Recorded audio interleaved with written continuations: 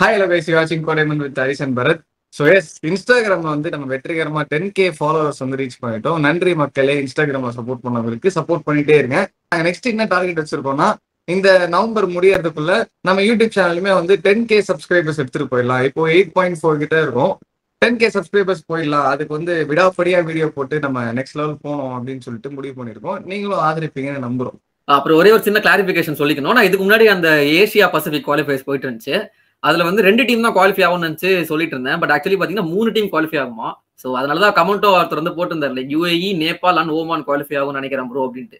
இப்பதான் கமெண்டோட அர்த்தம் எனக்கு உண்மையிலேயே புரியுது. சரிங்களா? ஸோ வந்து கிளாரிபிகேஷன் சொல்லிட்டு வீடியோக்குள்ள போலாம்.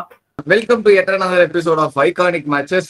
இந்த ஐகானிக் மேட்சஸ் எதுக்குன்னா, இந்தியா வர்சஸ் ஆஸ்திரேலியா அந்த ஹைப்டு சீரிஸ் ரோகோ இஸ் பேக் அப்படின்னு சொல்லிட்டு நம்ம எல்லாம் பார்க்கறதுக்கு ஆவலா வெயிட் பண்ணிட்டு இருக்கோம். ஸோ இந்தியா வர்சஸ் ஆஸ்திரேலியாவே வந்து ஒரு ஐகானிக் மேட்ச் எடுத்து நம்ம பேசிடுவோம் அப்படின்னு நாங்க பார்க்கும்போது, ஐகானிக் மேட்ச் இல்ல, ஒரு சீரீஸே ஐகானிக்கா இருக்கிறதுனால அந்த சீரீஸே வந்து நம்ம பேசிடலாம் அப்படின்னு சொல்லிட்டு 2013ல அந்த சாம்பியன்ஸ் டிராஃபி அந்த டைம்ல நடந்துட்டு இருந்துச்சுல, அந்த டைம்ல நடந்த ஒரு ஐகானிக்கான ஆஸ்திரேலியா டூர் ஆஃப் இந்தியா சீரீஸை தான் வந்து ஃபுல்லா பேசலாம் வந்திருக்கோம்.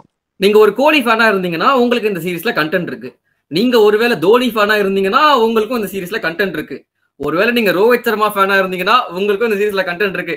நான் இந்தியா ஃபேனே கிடையாதா, நான் ஆஸ்திரேலியா ஃபேன்ரா அப்படின்னு சொன்னீங்கன்னா உங்களுக்கும் இந்த சீரீஸ்ல கண்டென்ட் இருக்குங்க. ஆக மொத்தம் நீங்க யாரு ஃபேனா இருந்தாலும் உங்களுக்கு இந்த சீரீஸ்ல கண்டென்ட் இருக்கு அப்படின்னு சொல்லிட்டு ஒரு பெரிய ஹைப்போட தான் இந்த சீரீஸை நாங்க ஸ்டார்ட் பண்றோம். இந்த சீரீஸ் வந்து நாங்க பேசி முடிச்சதுக்கு அப்புறம், ஓகே இந்த சீரீஸ் பேசுனது கரெக்ட் தான், இது ஐகானிக் சீரீஸ்ல எடுத்துறது வந்து நல்ல விஷயம் அப்படின்னு சொல்லிட்டு நீங்களே நினைப்பீங்க. பிகாஸ் எல்லா மேட்சுமே 300+ ரன்ஸ் அடிச்சிருப்பாங்க, 2 டீமே அடிச்சிருப்பாங்க. அதுதான் வந்து இந்த சீரீஸோட ஹைலைட். ஸோ எஸ் வாங்க சீரீஸ்க்குள்ள போலாமா சிஎம் சார். ஆக்சுவலி இந்த சீரிஸ் பாக்கிறதுக்கு முன்னாடி சீரிஸோட பேக்ரவுண்ட் பார்த்துலாம். லைக் வந்து சாம்பியன்ஸ் டிராஃபி அடிச்சுட்டு ஃப்ரெஷ்ஷா வராங்க இந்தியா. அதுவும் வந்து இங்கிலாந்துல போயிட்டு ரோஹித் சர்மா ஓப்பனிங் ப்ரொமோட் பண்ணது கரெக்டான முடிவுன்னு சொல்ற மாதிரி ரோஹித் சர்மா ப்ரூவ் பண்ணியிருந்தாரு. அதுக்கப்புறம் நம்ம எப்பயும் என்ன பண்ணுவோம், ஒரு மேஜர் ICC டோர்னமெண்ட் முடிஞ்சதுக்கு அப்புறம் நம்ம ஒரு ஊருக்கு போயிட்டு அந்த ஊர்ல ஒரு டீம் வந்து செஞ்சு விட்டு அனுப்புவோம்ல, அதே மாதிரி ஜிம்பாப்வே யாரு அவனுக்குதான் அங்க போயிட்டு வந்து ஒரு 5 மேட்ச் சீரிஸ் விராட் கோலி கேப்டன்சில 5-0 ஜெயிச்சுட்டு வரும். ஒரு பாசிட்டிவ் நோட் வரும். மீன்வைல் ஆஸ்திரேலியா வந்து பாத்தீங்கன்னா அப்படியே ஆப்போசிட்டுங்க. அவங்களுக்கு சாம்பியன்ஸ் டிராஃபி வந்து தோத்துட்டாங்க, ஃபைனல்ஸ் கூட குவாலிஃபை ஆகல, லெஜெண்ட் ஸ்டேட்டஸ்ல ரிக்கி பாண்டிங்லாம் ரிட்டையர் ஆயிட்டாரு அப்படின்றப்போ அடுத்து வாட்ஸ் நெக்ஸ்ட் ஃபார் ஆஸ்திரேலியா அந்த டிரான்சிஷன் பேஸ்ல இருக்கு. மைக்கேல் கிளார்க் இந்த சீரீஸ்ல ஆடல, அதுக்கு பதிலா ஜார்ஜ் குட்டன் பெய்லி அவர் வந்து கேப்டன்சி எடுக்கிறாரு. ஸோ ஒரு ஃப்ரெஷ் லுக் ஆஸ்திரேலியன் ஸ்குவாட் மாதிரி தான் அவங்களும் இருக்காங்க. அந்த ஒரு ஃபியூச்சர் மேக்ஸ்வெல் அப்படி இப்படின்லாம் எடுத்துட்டு வராங்க. சரிங்களா? இந்த சீரீஸ்க்குள்ள போறோம். ஃபர்ஸ்ட் மேட்சே வந்து பாத்தீங்கன்னா பூனேல நடக்குது. பூனே அப்படின்றப்ப நம்மளுக்கு தெரியும் ஒரு பேட்டிங் ஃப்ரெண்ட்லி ட்ராக் தான். எப்பவுமே வந்து ஒரு ஃபர்ஸ்ட் பேட்டிங்க்கு அட்வான்டேஜ் இருக்கும். போக போக பிச் வந்து கொஞ்சம் ஸ்பின்னுக்கு டிடரேட் ஆகும் நான் எதிர்பார்த்துட்டு இருக்கிறப்போ டாஸ் வந்து பேச குரூஷியல் ஃபேக்டர் இருக்கு. டாஸ் போடுறாங்க. இப்ப இருக்கிற இந்தியன் கேப்டன்ஸ் தான் டாஸ் தோக்குறாங்கன்னு பாத்தீங்கன்னா, அப்ப இருந்த இந்தியன் கேப்டன் மகேந்திர சிங் தோனியும் வந்து டாஸை தோக்குறாரு. அப்போ டஃப் கொடுத்துருக்காரு. ஆக்சுவலி நான் சொல்றேன், ஏன் சொல்றேன்னு உங்களுக்கே தெரியும். ஃபர்ஸ்ட் மேட்ச் ஃபர்ஸ்ட் டாஸ் தோக்குறோம். Australia win the toss, selected to bat first. வந்து ஆரோன் ஃபின்ச்சும் முன்னாள் எக்ஸ் கிரிக்கெட்டர் ஃபில் யூக்ஸ் தெரியும் உங்களுக்கு. ஸோ அவர் வந்து both are coming in to bat. ஒரு பயங்கரமான ஸ்டார்ட் கொடுக்குறாங்க. பெருசா 6 எல்லாம் அடிக்கல, பெரிய கிரவுண்ட்னால 6 எல்லாம் பெருசா அடிக்கல, 4 தான் அடிக்கிறாங்க. மென்வேல் இந்த சைடுல இந்தியா பவுலிங் வந்து பாத்தீங்கன்னா ஒரு ஓகேஸான பவுலிங் தாங்க, வந்து பயங்கரமா டெட்லின்னு சொல்லவே முடியாது. புவனேஸ்வர் குமார் அப்பதான் வந்து ஒரு டெபியூ பண்ணி ஓரளவுக்கு பவுலிங் போட்டுட்டு இருந்தாரு. அதுக்கப்புறம் வினய் குமார், இஷாந்த் சர்மா வந்து champions trophy finals inspiring spell போட்டாருடா அப்படின்னு நம்ம சொல்லி ஒரு ஹைப்போட தான் வந்தாரு. ஆனா இந்த சீரீஸ்ல ஓகே பாப்போம். அதுக்கப்புறம் வந்து அஸ்வின் ஜடேஜா வந்து ஸ்பின் ஃப்ரெண்ட்லி ஸ்பின் பவுலர்ஸ். அதுக்கப்புறம் யுவராஜ் சிங் ஒரு பார்ட் டைமரா இருக்காரு. சுரேஷ் ரெய்னா அங்க யூஸ் பண்ணுவாங்க. இதான் வந்து இந்தியன் பவுலிங். ஆஸ்திரேலியா ஸ்டார்ட் பண்றாங்க. ஒரு 110 ரன்ஸ் பார்ட்னர்ஷிப் போதுங்க. ஆரம்பமே சீரீஸ் சூப்பரா ஸ்டார்ட் பண்றோம். சரிங்களா? அதுக்கப்புறம் வந்து 110 ரன்ஸ் இருக்கிறப்போ ஃபில் யூக்ஸ் வந்து ஒரு ஃபால் ஷாட் அடி அவுட் ஆறாரு. அதுக்கு அடுத்த ஓவர்ல ஷேன் வாட்சன் அவுட் ஆறாருங்க. ஓகே 2 விக்கெட் எடுத்துட்டோம், will come back into the match நினைக்கும் போது we never came back into the match. அதுக்கப்புறம் வந்து ஜார்ஜ் குட்டன் Bailey the Australian skipper comes in to bat. அவரும் ஓப்பனிங் பேட்டரான ஆரோன் ஃபின்ச்சும் சேர்ந்து ஒரு சூப்பரான பார்ட்னர்ஷிப் பில்ட் பண்ணி, இதுல ஸ்பெசிபிக்கா வந்து ஜார்ஜ் குட்டன் பெய்லி ஓட இன்னிங்ஸ் பாக்கணுமே. அப்பா அவர் வந்து குட்டன் பெய்லி சொல்றதா பேர் கிடையாதுங்க, சும்மா ஜார்ஜ் குட்டன் அப்படின்ட்டு நாங்க கேரளால நிறைய பேர் பாத்துருக்கோம். அந்த மாதிரி சும்மா ஒரு ரெஃபரன்ஸ் தான். ஜார்ஜ் பெய்லி வந்து பாத்தீங்கன்னா ஒரு 82 பால்ஸ் 85 அடிச்சிருப்பாரு. 100 ஸ்ட்ரைக் ரேட்ல வெறும் 10-4 0 6 அடிச்சு ஒரு அமேசிங்கான நாக்க பில்ட் பண்றாருங்க. அதாவது வந்து ஒரு master class of strike rotating, master class of அந்த ஒரு மிடில் ஓவர்ஸ்ல எப்படி ஆடணும் ஓடிஏன்றது வந்து காட்டுறாரு, எஸ்பெஷலி இந்தியன் கண்டிஷன்ஸ். அதுக்கப்புறம் வந்து towards the end Glenn Maxwell, James Faulkner, Clint McKay எல்லாருமே வந்து ஃபினிஷிங் டச்சஸ் மாதிரி கொடுத்து ஸ்கோர் வந்து 304 ஒரு நல்ல ஸ்கோரை வந்து அடிக்கிறாங்க ஆஸ்திரேலியா. ஸோ இது வந்து சேஸ் பண்ணலாமா ஈஸி தானே அப்படின்னு கேட்டீங்கன்னா அங்கதான் ஒரு சின்ன டிஃபரன்ஸ் இருக்கு. பூனே கண்டிஷன்ஸ் பேட்டிங் வந்து போக போக கொஞ்சம் டஃப் ஆகிட்டே போகும். இதுதான் வந்து தோனியுமே டாஸ் சொல்லியிருப்பாரு. So anything below 300 will be able to chase it down அப்படின்ட்டு. அப்போ 300 மேல இருக்கு கொஞ்சம் கஷ்டம் தானே. பட் நம்ம இப்போ தான் சாம்பியன்ஸ் ட்ராஃபி அடிச்சுட்டு வந்திருக்கோம். ஜிம்பாப்வே வந்து ஃபைனல்ல செஞ்சுட்டு வந்திருக்கோம். So we are in this chase அப்படின்னு சொல்லிட்டு பேட்டிங் போறாங்க செகண்ட் இன்னிங்ஸ். இதுல வந்து ரோஹித் சர்மா ஷிகர் தவன் ஓப்பனிங் வராங்க. நம்ம சாம்பியன்ஸ் ட்ராஃபில பார்த்தா அதே ஓப்பனிங் காம்பினேஷன். அன்பார்ச்சுனேட்லி ஷிகர் தவன் வந்து ஒரு 7th ஓவர்ல அவுட் ஆயிடுறாரு. ஆனா அதுக்கப்புறம் விராட் கோலி அண்ட் ரோஹித் சர்மா ஒரு பார்ட்னர்ஷிப், 2 யங்ஸ்டர்ஸ் 2 யங் ப்ராடஜி பயங்கரமா ஆடிட்டு இருக்காங்க. ஸ்பெசிபிக்லி ரோஹித் சர்மா ஒரு கேப்ஸ் எல்லாம் சூப்பரா அடிக்கிறாரு. பவுண்டரிஸா போட்டு பவுண்டரி மழை பொறிஞ்சிட்டு இருக்கு பவர் பிளேல. பட் அன்பார்ச்சுனேட்லி அவர் ஒரு 40 ரன்ஸ் இருக்கிறப்ப அவர் அவுட் ஆயிடுறாரு. ஒரு எட்ஜ் கீப்பர் கேட்ச் ஒன்று போயிடுது. அதுக்கப்புறம் சுரேஷ் ரெய்னா வந்து பிச்சுக்குள்ள வராங்க. விராட் கோலி சுரேஷ் ரெய்னா திரும்ப அந்த பார்ட்னர்ஷிப் 70 ரன்ஸ் போகுது. விராட் கோலி வந்து கொஞ்சம் ஸ்லோ ஆயிடுறாரு. அவர் நல்ல பிரிஸ்கா ஸ்டார்ட் பண்ண கோலி அதுக்கப்புறம் மெசேஜ் வந்திருக்கும்னு நினைக்கிறேன். உள்ள இருந்து நீங்க கொஞ்சம் ஸ்லோவாக அப்ரோச் பண்ணலாம். லைக் அது டிபிக்கல் இந்தியா அப்ரோச் அந்த சமயத்துல அப்படிதான். என்னவா இருந்தாலும் கடைசி 10 ஓவர்ல பாத்துக்கலாம். அது வரைக்கும் நீங்க விக்கெட் விடாம ஆடுங்க. அந்த டைம்ல விராட் கோலி இன்னிங்ஸ்லாம் வந்து ஸ்டார்டிங்கே ஒரு இக்னைட் பண்ணி தான் ஆடுவாங்க. அந்த டைம்ல இன்னும் கொஞ்சம் அக்ரெசிவா சிக்ஸர்ஸ்லாம் நிறைய பார்க்கலாம் விராட் கோலி கிட்ட ஸ்டார்டிங் டைம்ல. அந்த மாதிரி வந்து சூப்பரா ஸ்டார்ட் பண்ணி கொஞ்சம் ஸ்லோ டவுன் ஆகுது. அதுக்கப்புறம் வந்து சுரேஷ் ரெய்னா ஒரு விக்கெட்டை வந்து கொடுத்துறாரு. அடுத்த வந்து யுவராஜ் சிங்குமே வந்து பெருசா நினைக்கல. அவரும் வந்து 7 ரன்ஸ்ல அவுட் ஆயிடுறாரு. சோ வந்து இப்போ தோனி அண்ட் கோலி பார்ட்னர்ஷிப்ல இந்தியா அடுத்த லெவல் போய் ஆகணும். லைக் வந்து they have to accelerate. ஒரு 31 ஓவர்ஸ்ல வந்து கிட்டத்தட்ட ஒரு 160 அந்த டோட்டல் தான் இருக்கு. அடுத்து அடிக்கணும்ல அப்படின்னு நினைச்சிட்டு இருக்கிறப்ப கோலி அதை தான் ட்ரை பண்றாரு. ஃபேவரட்டான ஒரு லெக் கிளான்ஸ் அடிக்க ஒரு ஃபிளிக் ஒன்று ட்ரை பண்றாரு. பட் அன்பார்ச்சுனேட்லி அது பேட்ல அடிச்சு LBW ஆயிடுறாரு வாட்சன் கிட்ட. ஸோ கோலி அவுட் ஆறப்போ 166 for 5 சம்திங் அந்த ஸ்கோர் இருக்கு. கொஞ்சம் கஷ்டம் தான். இதுக்கப்புறம் இருக்கிற லாஸ்ட் ரெகனைஸ் பார்ட்னர் வந்து ஜடேஜா அண்ட் தோனி. ஜடேஜா வந்து இப்போ இருக்கிற அளவுக்குலாம் அப்போ பெருசா ஃபேமஸ்லாம் கிடையாது. அவர் வந்து 1-2 மேட்ச் அடிப்பாரு. ஆனா அடிப்பாருன்னு தெரியும். சரிங்களா? பவுலர் தான் அவர் பேசிக்கா ஒரு பவுலிங் ஆல்ரவுண்டர் தான் இருந்தாரு. So if India have to win this it has to be from Dhoni அப்படின்ற ஒரு டாக் தான் இருக்கு. நினைச்ச மாதிரி ஜடேஜாவும் சீக்கிரம் அவுட் ஆயிடுறாரு. சோ இட் ஆல் தான் Dhoni, it all relies on Dhoni நினைச்சிட்டு இருக்கும்போது கரெக்டா தோனியும் வந்து ஒரு 196 ரன்ஸ் இருக்கிறப்போ வந்து அவர் அவுட் ஆயிடுறாரு. 60 பால்ல 100 ரன் இம்பாசிபிள் அப்படின்னு நினைச்சிட்டு இருப்பீங்க. கரெக்ட் தான், இட்ஸ் இம்பாசிபிள். 232க்கு வந்து நம்ம ஆல் அவுட்டும் ஆயிடுறோம். பெருசா நம்ம வந்து பேட்டிங் பர்ஃபார்மன்ஸ் இல்ல. சரிங்களா? சோ வந்து ஃபர்ஸ்ட் மேட்சே வந்து ஒரு 70 ரன் டிஃபரன்ஸ்ல நம்ம தோத்துட்டோம். 71 ரன்ஸ் அண்ட் சம்திங் டிஃபரன்ஸ்ல வந்து நம்ம தோத்துட்டோம். நம்ம எதிர்பார்த்த மாதிரி ஸ்பின் பயங்கரமா வந்து விளையாடி இருக்கும் அப்படின்னு நினைப்பீங்க. அதுதான் கிடையாது. ஆக்சுவலி பாத்தீங்கன்னா ஆஸ்திரேலியா வந்து அவங்க மெயின் பவுலர்ஸ் யாரு விக்கெட்ஸ் எடுத்தாங்கன்னா 8 விக்கெட் வந்து சீமர்ஸ் எடுத்தாங்க. ஃபாக்னர் ஒரு 3 விக்கெட், அப்புறம் வந்து Clint McKay, Shane Watson, Mitchell ஜான்சன்லாம் வந்து சூப்பரா போட்டிருப்பாரு. ஒரு 150 ரெகுலரா அடிச்ச ஒரு பவுலர் அந்த டைம்ல. ஒரு 4 எக்கானமி இருக்கும். அவருக்கு விக்கெட்ஸ் எடுக்கல இந்த மேட்ச்ல பெருசா 1 or 2 விக்கெட்ஸ் எடுத்திருப்பாரு. பட் எக்கானமி சூப்பரா போட்டு அந்த பவுன்ஸ் எடுத்துட்டு வந்து ஒரு டிஃபரெண்டா ஸ்பின் தான் எதிர்பார்த்தாங்க நிறைய பேர். பட் சீமாஸ் 8 விக்கெட் எடுத்திருப்பாங்க. இந்த சைட்ல இந்தியா வந்து பாத்தீங்கன்னா அந்த கான்ட்ரரி இந்தியன் சீமர்ஸ் வேற நெவர் இன்டு தி பிக்சர். பயங்கரமா போட்டு பந்தா எடுத்துட்டாங்க. இந்தியன் ஸ்பின்னர்ஸ் தான் வந்து நல்லா போட்டாங்க. அஸ்வின், ஜடேஜா அண்ட் யுவராஜ் சிங் இவங்க தான் வந்து விக்கெட்ஸ் எடுத்தது. இவங்க 5 விக்கெட் எடுத்திருந்தாங்க. அப்படி இருக்கிறப்ப கான்ட்ராஸ்டிங்கான ஒரு மேட்சா முடிஞ்சது. ஃபர்ஸ்ட் மேட்ச் முடிஞ்ச உடனே எல்லாருமே இந்தியன் ஃபேன்ஸ்க்குலாம் வந்து ஒரு சோகம். என்னடா இவ்வளோ மேட்சஸ் எல்லாம் நம்ம ஜெயிச்சு சாம்பியன்ஸ் ட்ராஃபி இந்த சீரீஸ் ஜிம்பாப்வே சீரீஸ் எல்லாம் பயங்கரமா அடிச்சு ஜெயிச்சுட்டு வந்திருக்கோம். ஃபர்ஸ்ட் மேட்ச் இந்த ஆஸ்திரேலியான்னு வரும்போது தோத்துட்டோமே அப்படின்னு சொல்லிட்டு ஃபீல் பண்ணிட்டு இருக்க டைம்ல செகண்ட் மேட்ச் பயங்கரமா கண்டென்ட் இருக்கு. நீங்க ரோக்கோ ஃபேனா இருந்தீங்கன்னா உங்களுக்கு தான் இந்த மேட்ச். எஸ், செகண்ட் மேட்ச் வந்து ஜெய்ப்பூர்ல நடக்குது. ஜெய்ப்பூர் வந்து பெரிய பேட்டிங் பிட்ச் எல்லாம் சொல்ல முடியாதுங்க. ஒரு மாடரேட்டான பிட்சுங்க.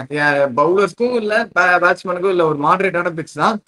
மேட்ச் ஸ்டார்ட் ஆகுது. இந்த மேட்ச் வந்து நம்ம டாஸ் ஜெயிப்போம் அவளுடன் எதிர்பார்த்து கொண்ட ஃபேன்ஸுக்கு ஒரு தோல்வி தான். பிகாஸ் வந்து டாஸ் தோத்துட்டோம். ஆஸ்திரேலியா டாஸ் ஜெயிச்சு they opted to bat first. So opening எடுத்தோட பேட்டிங் அதே பேட்டிங் லைனப் தான். Aaron Finch and Phil Hughes come into the play. 2 பேருமே ஒரு நல்ல டச்ல தாங்க இருக்காங்க. எடுத்தோடனே வந்து ஒரு கிளாசிக்கான ஷாட்ஸோட ஆரம்பிச்சு நம்மளோட ஓப்பனிங் பவுலர்ஸான புவனேஸ்வர் குமாரையும் இஷாந்த் சர்மாவும் இப்படி மாத்தி மாத்தி போட்டு பேட்டி அடிச்சிருப்பாங்க. 2 பேர் நல்லா ஒரு 15 ஓவர்ஸ் இருக்கும் சூப்பரா எடுத்துட்டு போயிருப்பாங்க. 15 ஓவர்ஸ்ல பாத்தீங்கன்னா ஒரு விக்கெட் உள்ளது.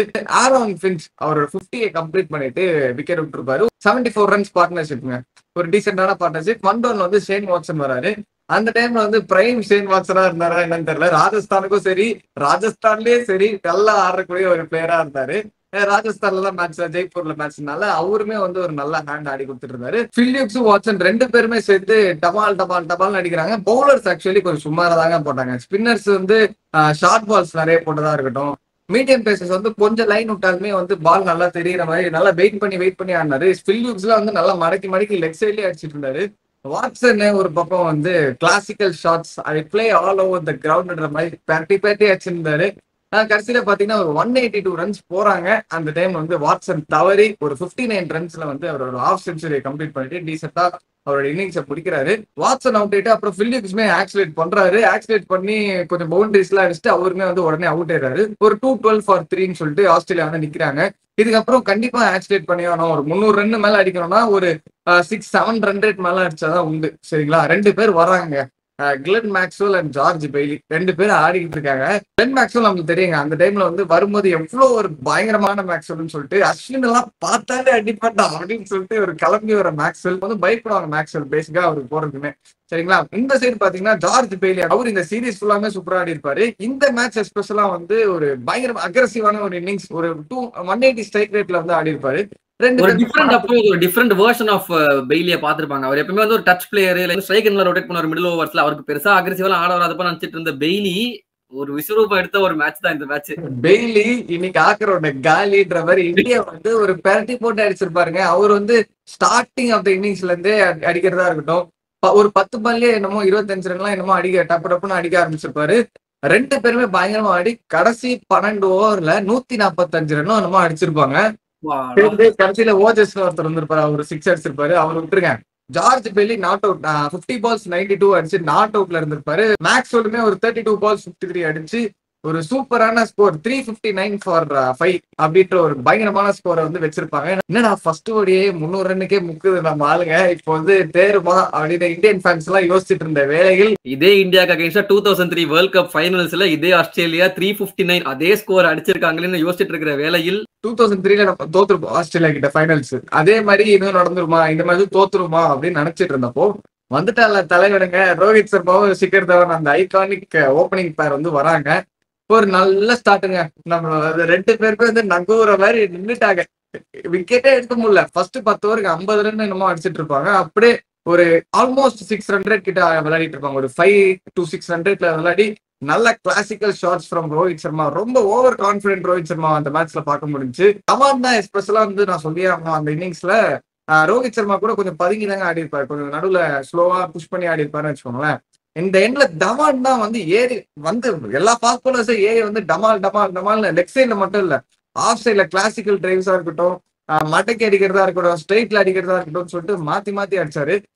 சாம்பியன்ஸ் டிராஃபி ஃபார்ம் அப்படியே எடுத்துட்டு வந்தாரு. Champions of leading run scorer 5 மேட்ச்ல 2 செஞ்சுரி அடிச்சிருந்த ஷிகர் தவானை திரும்ப பாக்குறோம். ஒரு கிளாஸியான இன்னிங்ஸ் ஃப்ரம் தி இந்தியன் ஓபனர்ஸ்னே சொல்லலாம். சூப்பரா ஆடிட்டு இருக்காங்க. ஒரு 26 ஓவர்ஸ் முடியல 176ன்ற ஒரு பெரிய ஸ்கோர் எடுத்துட்டு வந்துறாங்க. இந்த டைம்ல தவானுக்கு வந்து ஒரு குரூஷியலான டைம், பிகாஸ் வந்து ஒரு 95ல இருக்காரு. விளையாடிட்டு இருக்கும்போது அன்பார்ச்சுனேட்லி ஒரு கீப்பர் கேட்ச் அவர் வந்து டிஸ்மிஸ் ஆயிடுறாரு. எல்லாருமே இந்தியன் ஃபேன்ஸ் எல்லாம் டிசப்பாயிண்டடுங்க. அப்படி ஒரு பயங்கரமா 2 பேருமே செஞ்சுரி அடிச்சிருவாங்க கன்ஃபார்மா அப்படி நினைச்சிட்டு இருந்த ஒரு பார்ட்னர்ஷிப் அது. So unfortunately Shikhar Dhawan out ஆறாரு. பட் எல்லாருமே ஒரு சந்தோஷம், ஒரு ஸ்மைல் ஒன்று வருது, பிகாஸ் கோலி வந்து உள்ள வராரு. 2 பேர் தான் சென்சேஷன் சரிங்களா. இந்த மேட்ச் முடிஞ்சதுக்கு அப்புறம் they are the future of India அப்படின்னு சொல்லிட்டு கமெண்டேட்டர்ஸே சொல்லுவாரு, ரவி சாஸ்திரியே சொல்லுவாரு. இந்த ஸ்டேஜ் ஆஃப் மேட்ச்ல இருந்து பாத்தீங்கன்னா 24 ஓவர்ஸ்ல உங்களுக்கு 183 ரன்ஸ் என்னமோ வேணும். ஏன்னா இவ்வளவு கஷ்டப்பட்டு 26 ஓவர்ஸ்ல 176 அடிச்சிருந்தாலுமே 24 ஓவர்ல 180ன்றது கஷ்டம் தானே, இன்னும் ஒரு பார்ட் இருக்கு அப்படியே அப்படின்னு சொல்லிட்டு வெயிட் பண்ணிட்டு இருந்த வேளையில் ரோஹித் சர்மா ஆக்சிலேட் பண்ண ஆரம்பிக்கிறாரு. விராட் கோலி வந்து ஏதோ டச் பண்ணி ரோஹித் சர்மா கொடுத்துட்டு இருப்பாருலாம் நினைக்காதீங்க. ரோஹித் சர்மா இப்படி போறாங்கன்னா விராட் கோலி இப்படி போயிட்டு இருக்காரு. 2 பேருமே வந்து மாத்தி அடிக்கிறாங்க. ஒரு மேட்ச் டிஃபைனிங் இன்னிங்ஸ்னே சொல்லலாம் 2 பேர்கிட்டயும். ஆஸ்திரேலியன் பவுலர்ஸால ஒண்ணுமே பண்ண முடியல. ஸ்பின்னர்ஸ் அப்போ வந்து ஒரு பெரிய பவுலர் ஒருத்தர் இருந்தாரு ஆஸ்திரேலியாவுக்கு, ஒரு ஸ்லோ லெஃப்ட் ஆர்ம் ஆர்த்தடாக்ஸ் அப்படி போறக்கூடிய ஒரு பவுலர். அந்த டைம்ல நீங்க பாத்துட்டீங்கன்னா ஞாபகம் வந்திருக்கும், ஜாவியர் டொஹர்டி. அவரை போட்டு இந்த சீரீஸ்ல வந்து உரிச்சிட்டு இருப்பாங்க. அவருக்கு இந்த சீரீஸ்ல ஸ்கோப்பே கிடையாது. இந்த சீரீஸ்ல இருந்தா அவர் கரியர் ஒரு டவுன்ஃபால் மட்டும் சொல்லலாம். அப்ப அந்த மாதிரி இன்னொரு ஸ்பின்னர் யாருன்னு பாத்தீங்கன்னா கிளென் மேக்ஸ்வெல். இவங்க தான் ஸ்பின்னர்ஸ். ஒண்ணுமே எடுப்பாங்க. இந்தியன் பிச்சு பேட்டிங் பிச் எல்லாம் வந்துட்டு நீங்க வந்து இந்த மாதிரி பவுலர் செட்டப் எடுத்துன்னு வந்தா 2 பேரும் என்ன பண்ணுவாங்களோ நல்லா பண்ணிட்டாங்க. ரோஹித் சர்மா 101 பால்ஸ்ல ஒரு செஞ்சுரியுமே வந்து கம்ப்ளீட் பண்றாரு. இன்னொரு பக்கம் விராட் கோலி வந்து அவர் தான் அடிக்கிறாரு, நம்ம கொஞ்சம் பொறுமையா ஆடுவோம் அப்படிலாம் கிடையவே கிடையாது. ரோஹித் சர்மா விட பயங்கரமா ஆக்சிலேட் பண்ணது இந்த மேட்ச்ல வந்து விராட் கோலி தான். அவரு டப்புன்னு அடிச்சு ஒரு ஹாஃப் செஞ்சுரி அடிச்சாரா, அவரு டப்புன்னு வச்சு 52 பால்ஸ்ல வந்து செஞ்சுரி அடிச்சிருப்பாரு. யுவராஜ் சிங்கா இருக்கட்டும் எல்லாருமே வந்து பெவிலியன்ல வந்து எந்திரிச்சு நின்று கை தட்டுவாங்க. அந்த செஞ்சுரி அந்த டைம்ல அடிச்சது மட்டும் கிடையாது, அவர் ஒரு ரெக்கார்டே வச்சிட்டாரு. He is the Indian player to score fastest century in ODIs for India. பாக்குறதுக்கே நல்லா இருக்குங்க அந்த ரோகோ பார்ட்னர்ஷிப் வந்து. 2 பேருமே ஒருத்தருக்கு எப்படி அவங்க மேல ரெஸ்பெக்ட் வச்சிருக்காங்கன்றது, அவங்க செஞ்சுரி அடிக்கும் போது 2 பேர் செலிப்ரேட் பண்றது விதம் பார்க்கும்போது சூப்பரா இருக்கும். அவ்வளவுதாங்க, டப்பால்னு ஒரு 40 ஓவர்ஸ்க்குள்ளே மேட்ச் ஆல்மோஸ்ட் முடிஞ்சுச்சு. கரெக்டா ஒரு 43 ஓவர்ஸ்ல வந்து மேட்ச் வந்து 362 ஃபார் 1ன்னு சொல்லிட்டு பயங்கரமா சும்மா ஜெயிக்கிறதுலாம் கிடையாது, 6-7 ஓவர் மிச்சம் வச்சு ஜெயிப்போன்ற மாதிரி ஒரு பயங்கரமான விக்டரி ஃபார் இந்தியா. ஆஸ்திரேலியா வந்து கடைசி 12 ஓவர் 145 ரன் அடிச்சாங்கன்னு பார்த்தோமா. இந்தியா வந்து பாத்தீங்கன்னா 30ல இருந்து 42 ஓவருக்குள்ள 148 ரன் அவங்களும் அடிக்கிறாங்க. அந்த மேட்ச் முடியுது. 2 பேருமே வந்து ஒரு செலிப்ரேஷனோட ஒரு விக்டரி செலிப்ரேஷன் ஒன்று பண்றாங்க. ரவி சாஸ்திரி சொன்னாரு here you witness the future of Indian cricket அப்படின்னு சொல்லிட்டு 2 பேரும் அப்போ சொன்னதுதான் இப்போ வரைக்கும் நின்று பேசுது. ஸ்கோர் கார்டு போடும்போது ரவி சாஸ்திரி சொல்லுவாரு take a snapshot of this score card you won't see this often in cricket அப்படின்னு சொல்லிட்டு அவருமே அவ்வளவு இது கொடுத்துருப்பாரு. பிகாஸ் சாதாரண விஷயம்லாம் கிடையாதுங்க. 360 ரன்ஸ் ஒரு 43 ஓவர்ஸ்ல வந்து சேஸ் பண்ணி முடிக்கிறது, அதுவும் ஆஸ்திரேலியா ஃபர்ஸ்ட் ஓடிக்கு அப்புறம் உண்மையான இந்தியாவை காமிச்ச அந்த ஒரு மேட்ச், அதை பத்தி சொல்லி ஆகும் நினைச்சோம். Man of the match goes to Rohit Sharma. அந்த அதர் ஹேண்ட் பவுலர்ஸ் பத்தி பார்க்கலாம்னு பார்த்தோம்னா பவுலர்ஸ் பத்தில ஏங்க பேசிட்டு இந்த சீரீஸே வந்து பவுலர்ஸ் பத்தி பேசணும்னு நினைக்கிறோம். ஏன்னா அந்த மாதிரி ஒரு ஹை ஸ்கோரிங்கான சீரீஸ். நாங்க முன்னாடியே சொன்ன மாதிரி தான் முடிஞ்ச அளவுக்கு அந்த பேட் ஆஃப் பிட்ச்ல என்ன ட்ரை பண்ணணுமோ ட்ரை பண்ணாங்க. புவனேஸ்வர் குமார் மட்டும் தான் வந்து எக்கனாமிக்கலா போட்டாரு, ஒரு 5 எக்கனாமில போட்டாரு. But he couldn't take much wickets. அவர் விக்கெட்லெஸ் தான் போனாரு. வினய் குமார் ஒரு 2 விக்கெட் எடுத்து மேட்ச்ல உயிர் கொடுத்தாரு. பட் ஆனா 8.2 எக்கனாமியும் சேர்த்து கொடுத்ததுனால வந்து பெரிதாக ஓகே அந்த அந்த மேட்சுக்கு வந்து ஓகேஷான ஒரு போலர். அஸ்வின் வந்து ஒரு டீசெண்டா ஒரு 6 எக்கனாமில போட்டு ஒரு விக்கெட் எடுத்தாரு. இவ்வளவுதாங்க விக்கெட்ஸ். ஆஸ்திரேலியன் போலர்ல பாத்தீங்கன்னா போனவே ஒரு விக்கெட்டு. நம்ம தாகிடி அந்த மாதிரி ஒரு பவுலிங் நீங்க பேச்சே எடுக்க முடியாது அந்த மேட்ச்ல ஆஸ்திரேலியா கிட்ட. இந்த மேட்ச்ல எப்படி நம்ம ஒரு ரெக்கார்ட் விராட் கோலி வந்து ஃபாஸ்டஸ்ட் செஞ்சுரி அடிச்சாருன்னு பார்த்தோம். அதே மாதிரி இன்னொரு ரெக்கார்ட் இப்ப வரைக்குமே அதுதாங்க ரெக்கார்டு. இந்தியாவுக்கு வந்து ஓடிஎஸ்ல ஹையஸ்ட் ரன் சேஸ் 359 ரன்ஸை வந்து சேஸ் பண்ணி இந்த மேட்ச் தான் வந்து இப்போ வரைக்குமே நின்று பேசுது ஹையஸ்ட் ரன் சேஸ் இந்த ஓடிஎஸ்ல. சோ இதுதான் வந்து செகண்ட் ஓடியை விட சுருக்கம். ஓகே, சோ தேர்ட் ஓடிஐக்குள்ள ஃப்ரெஷ்ஷா போறாங்க. ஒரு செம்மையான ரன் சேஸ் பயங்கரமா ஆடி இருக்கும். 2 பேருமே வந்து 1-1ல இருக்கும். 2 பேருமே கான்ஃபிடண்டா தான் இருக்காங்கன்னு வச்சுக்கோமே. ஆஸ்திரேலியாவோட பவுலிங் கொஞ்சம் வீக்கா இருந்தாலும் still they are confident they can win this series. திரும்ப வந்து ஜெய்ப்பூர்ல போன மேட்ச் ஆடணுமா, இங்க ஜெய்ப்பூர் வந்து கொஞ்சம் பக்கத்துல பிசிஏ ஸ்டேடியம் மொஹாலில வந்து தேர்ட் மேட்ச் நடக்குது. திரும்ப வந்து டாஸ் போடுறாங்க. என்ன நடந்திருக்குன்னு உங்களுக்கே தெரியும். மறுபடியும் வந்து இந்தியா டாஸை தோக்குறாங்க. ஆனா இந்த முறை ஆஸ்திரேலியா வந்து பட்டது போரும்பா, இவனுங்க 359 சேஸ் பண்றாங்க, 400 சேஸ் பண்ணிடுவாங்க, அதனால வேண்டாம் நெவர் அப்படின்னு சொல்லிட்டு நாங்க சேஸ் பண்றோம் அப்படின்னு சொல்லி முடிவு எடுக்கிறாங்க. There comes Indian opener into the attack. Dhawan and Rohit fresh in confidence 176 அடிச்ச ஓப்பனிங் பார்ட்னர்ஷிப் திரும்ப போறாங்க. ஆனா இந்த முறை 2 பேருமே பெருசா பிரகாசிக்கவில்லைங்க. எஸ், ஸ்டார்டிங்ல ஷிகர் தவன் வந்து 2-4 சூப்பரா அடிச்சதுக்கு அப்புறம் அவுட் ஆயிடுறாரு. ரோஹித் சர்மா வந்து நீ எங்கே போனாலும் நானும் வருவேன் அப்படின்ட்டு அவர் வந்து கூடயே போயிடுறாரு. ரொம்ப சீக்கிரமே 2 விக்கெட் போயிடுது. பட் அதுக்கப்புறம் விராட் கோலி அண்ட் சுரேஷ் ரெய்னா அந்த வந்து ஒரு பார்ட்னர்ஷிப் வந்து கொஞ்சம் கொஞ்சமா பில்ட் ஆகுது. ஒரு 40 ரன்ஸ் பார்ட்னர்ஷிப் இருக்கு. விராட் கோலி எஸ்பெஷலி வந்து நல்லா ஆடிட்டு இருக்காரு. சுரேஷ் ரெய்னா இந்த எண்ட்ல வந்து அப்பதான் கொஞ்சமா அடிக்க போறேன் அப்படின்ற சமயத்துல வந்து திரும்ப மிச்சல் ஜான்சன் கிட்ட வந்து அவர் அவுட் ஆயிடுறாரு. 3 விக்கெட் போயிடுச்சு. ஒரு 78 அந்த மாதிரி தான் இருக்குன்றப்ப யுவராஜ் சிங் வராரு. யுவராஜ் சிங்குமே வந்து ஸ்டார்டிங் வந்த உடனே அவரும் வந்து அவுட் பண்ணிடுறாரு. மிச்சல் ஜான்சன் ஓவர்ல அவர் அவுட் ஆயிடுறாரு. India is under tantrums 78 for 4. ஐயோ என்னடா போன மேட்ச்ல 359 for 1 அடிச்சிங்களேடா, இந்த மேட்ச் என்னடா இப்படி ஒரு ஸ்டார்ட் பண்றீங்க அப்படின்றப்போ இந்த மாதிரி சமயத்துலதான் ஒருத்தர் வந்து ஒரு இன்னிங்ஸ் ஆடி கொடுப்பாரு இந்தியாவுக்கு. இது காலகாலமா அந்த டைம்ல நடந்துட்டு இருந்த ஒரு விஷயம். Yes, Dhoni comes into the crease. So yes, தோனியும் விராட் கோலியும் வந்து பார்ட்னர்ஷிப் போடுறாங்க. விராட் கோலி ஒரு 50 கம்ப்ளீட் பண்றாரு. So is second 50 in a row. போன மேட்ச்ல செஞ்சுரி அடிச்சது மட்டும் இல்லாம இந்த மேட்ச்ல ஒரு 50 கம்ப்ளீட் பண்றாரு. ஒரு 68 இருக்கிறப்போ வந்து அவர் அவுட் ஆயிடுறாரு. சரிங்களா? சோ வந்து இங்கேயும் கொஞ்சம் ஸ்ட்ரகிள் பண்றாங்க. ஒரு 72 ரன்ஸ் பார்ட்னர்ஷிப் கிட்ட ஒரு 148 for 5. Jadeja comes in, Jadeja goes out 156 for 6. இதுக்கப்புறம் நம்மளுக்கு தெரியுங்க லைக் வந்து 156 for 6 கடைசி ஒரு 18 ஓவர் தான் பாக்கி இருக்கு. 250 வந்தாலே பெரிய விஷயம்ப்பா. அதுவுமே 250 வரதுக்குமே வந்து தோனி வந்து எனாரமஸா பண்ணும். தோனியால மட்டும்தான் முடியும். வேற யாரும் அங்க அஸ்வின் புவனேஸ்வர் குமார்லாம் வந்து ஸ்டாண்ட் கொடுக்க தான் யூஸ் ஆவாங்க, மறுபடியும் அடிக்கலாம் மாட்டாங்கன்றப்போ தோனி அடிப்பாரா? அடிப்பாருங்க. அவர் இத்தனை வருஷமா ஹரி சொன்ன மாதிரி வந்து இதுக்கு பேர் போனவர் தான். பினிஷர்லாம் விடுங்க, அதெல்லாம் செகண்டரி. ஃபர்ஸ்ட் இன்னிங்ஸ்ல கொலாப்ஸ் ஆன ஒரு இன்னிங்ஸ் தூக்கி ஒத்தால நிப்பாட்டுற ஒரு பிளேயர் தான் தோனிங்க. இந்த மேட்ச்ல அவர் தான் பண்றாரு. 20 ஓவர் இருக்கா, ஓகே வெல் அண்ட் குட் அப்படின்னு சொல்லிட்டு கொஞ்சம் கொஞ்சமா ஆடுறாருங்க. அவர் வந்து ஸ்லோவா எடுத்துட்டு போறாரு இன்னிங்ஸ. 43 ஓவர் வரைக்குமே வந்து ஒரு 215 220 for 6 ஸ்கோர் தான் இருக்கு. அஸ்வின் அவுட் ஆயிடுறாரு. அதுக்கப்புறம் வருதுங்க ஒரு இன்னிங்ஸ் ஃப்ரம் மகேந்திர சிங் தோனி. கடைசி 7 ஓவர்ல 91 ரன் அடிச்சிருக்காங்க இந்தியா. எஸ்பெஷலி கடைசி அந்த 4 ஓவர்ல வந்து 60 ரன். 48th ஓவர்ல ஜேம்ஸ் ஃபாக்னரை போட்டு அடிக்கிறாருங்க, பயங்கரமா அடிக்கிறாரு. திரும்ப 49th ஓவர்ல வாட்சனையும் அடிக்கிறாரு. திரும்ப லாஸ்ட் ஓவர்ல 21 ரன்ஸ். ஆக மொத்தம் தோனி பினிஷஸ் ஆன் ஒரு 139 ரன்ஸ் நாட் அவுட்ல முடிக்கிறாரு. ஒரு 125 பால்ஸ். அந்த பால்ஸ்மே வந்து ஸ்டார்டிங் கொஞ்சம் ஸ்லோவா ஆடினதுனால தான். சரிங்களா? கடைசியில போட்டு வேற லெவல் வேலை செய்றாரு. இந்தியா ஃபைனலி நம்ம 250 போனாலே வந்து என்ன சொல்லிட்டு இருந்தோம். India finish on 303 for 9 thanks to Dhoni's heroics. So வந்து அடிக்கிறாரு, சூப்பரா முடிக்கிறாங்க. ஆஸ்திரேலியால வந்து பாத்தீங்கன்னா மிச்சல் ஜான்சன் ரெக் ஹாவாக் அவர் வந்து பவர் பிளேல வந்து சூப்பரா போட்டிருப்பாரு. 4 விக்கெட் ஆல் எடுத்திருப்பாரு மிச்சல் ஜான்சன். இது எல்லாமே வந்து 1 விக்கெட் 2 விக்கெட்ஸ் கான்ட்ரிபியூஷன் கொடுத்து முன்னாடி சொன்ன மாதிரி 9 விக்கெட்ஸ் போயிடுச்சு. சரி, ஓகே. நம்ம போன மேட்ச்ல விராட் கோலிக்கு ஒரு ரெக்கார்ட் பார்த்தோம், fastest Indian to score century அப்படின்ட்டு. இந்த மேட்ச்ல தோனிக்கு ஒரு ரெக்கார்ட் வருது. என்ன ரெக்கார்ட்னு பாத்தீங்கன்னா he became the first Indian to score a century in PCA stadium Mohali. Actually இந்த ஸ்டேடியம்ல ஒரு கர்ஸ் இருந்துச்சுங்க. எந்த இந்தியனுமே செஞ்சுரி அடிக்க மாட்டான் ஓடிஐல. டெண்டுல்கர் 90s அவுட் இருப்பாரு என்றப்போ செஞ்சுரியே அடிச்சது இல்ல யாருமே. Dhoni became the first player to score that century. அதுக்கப்புறம் 304 டார்கெட் ஆஸ்திரேலியா பேட்டிங் ஆட போறாங்க. கொஞ்சம் கஷ்டமான டார்கெட் நினைச்சிட்டு இருப்போம்.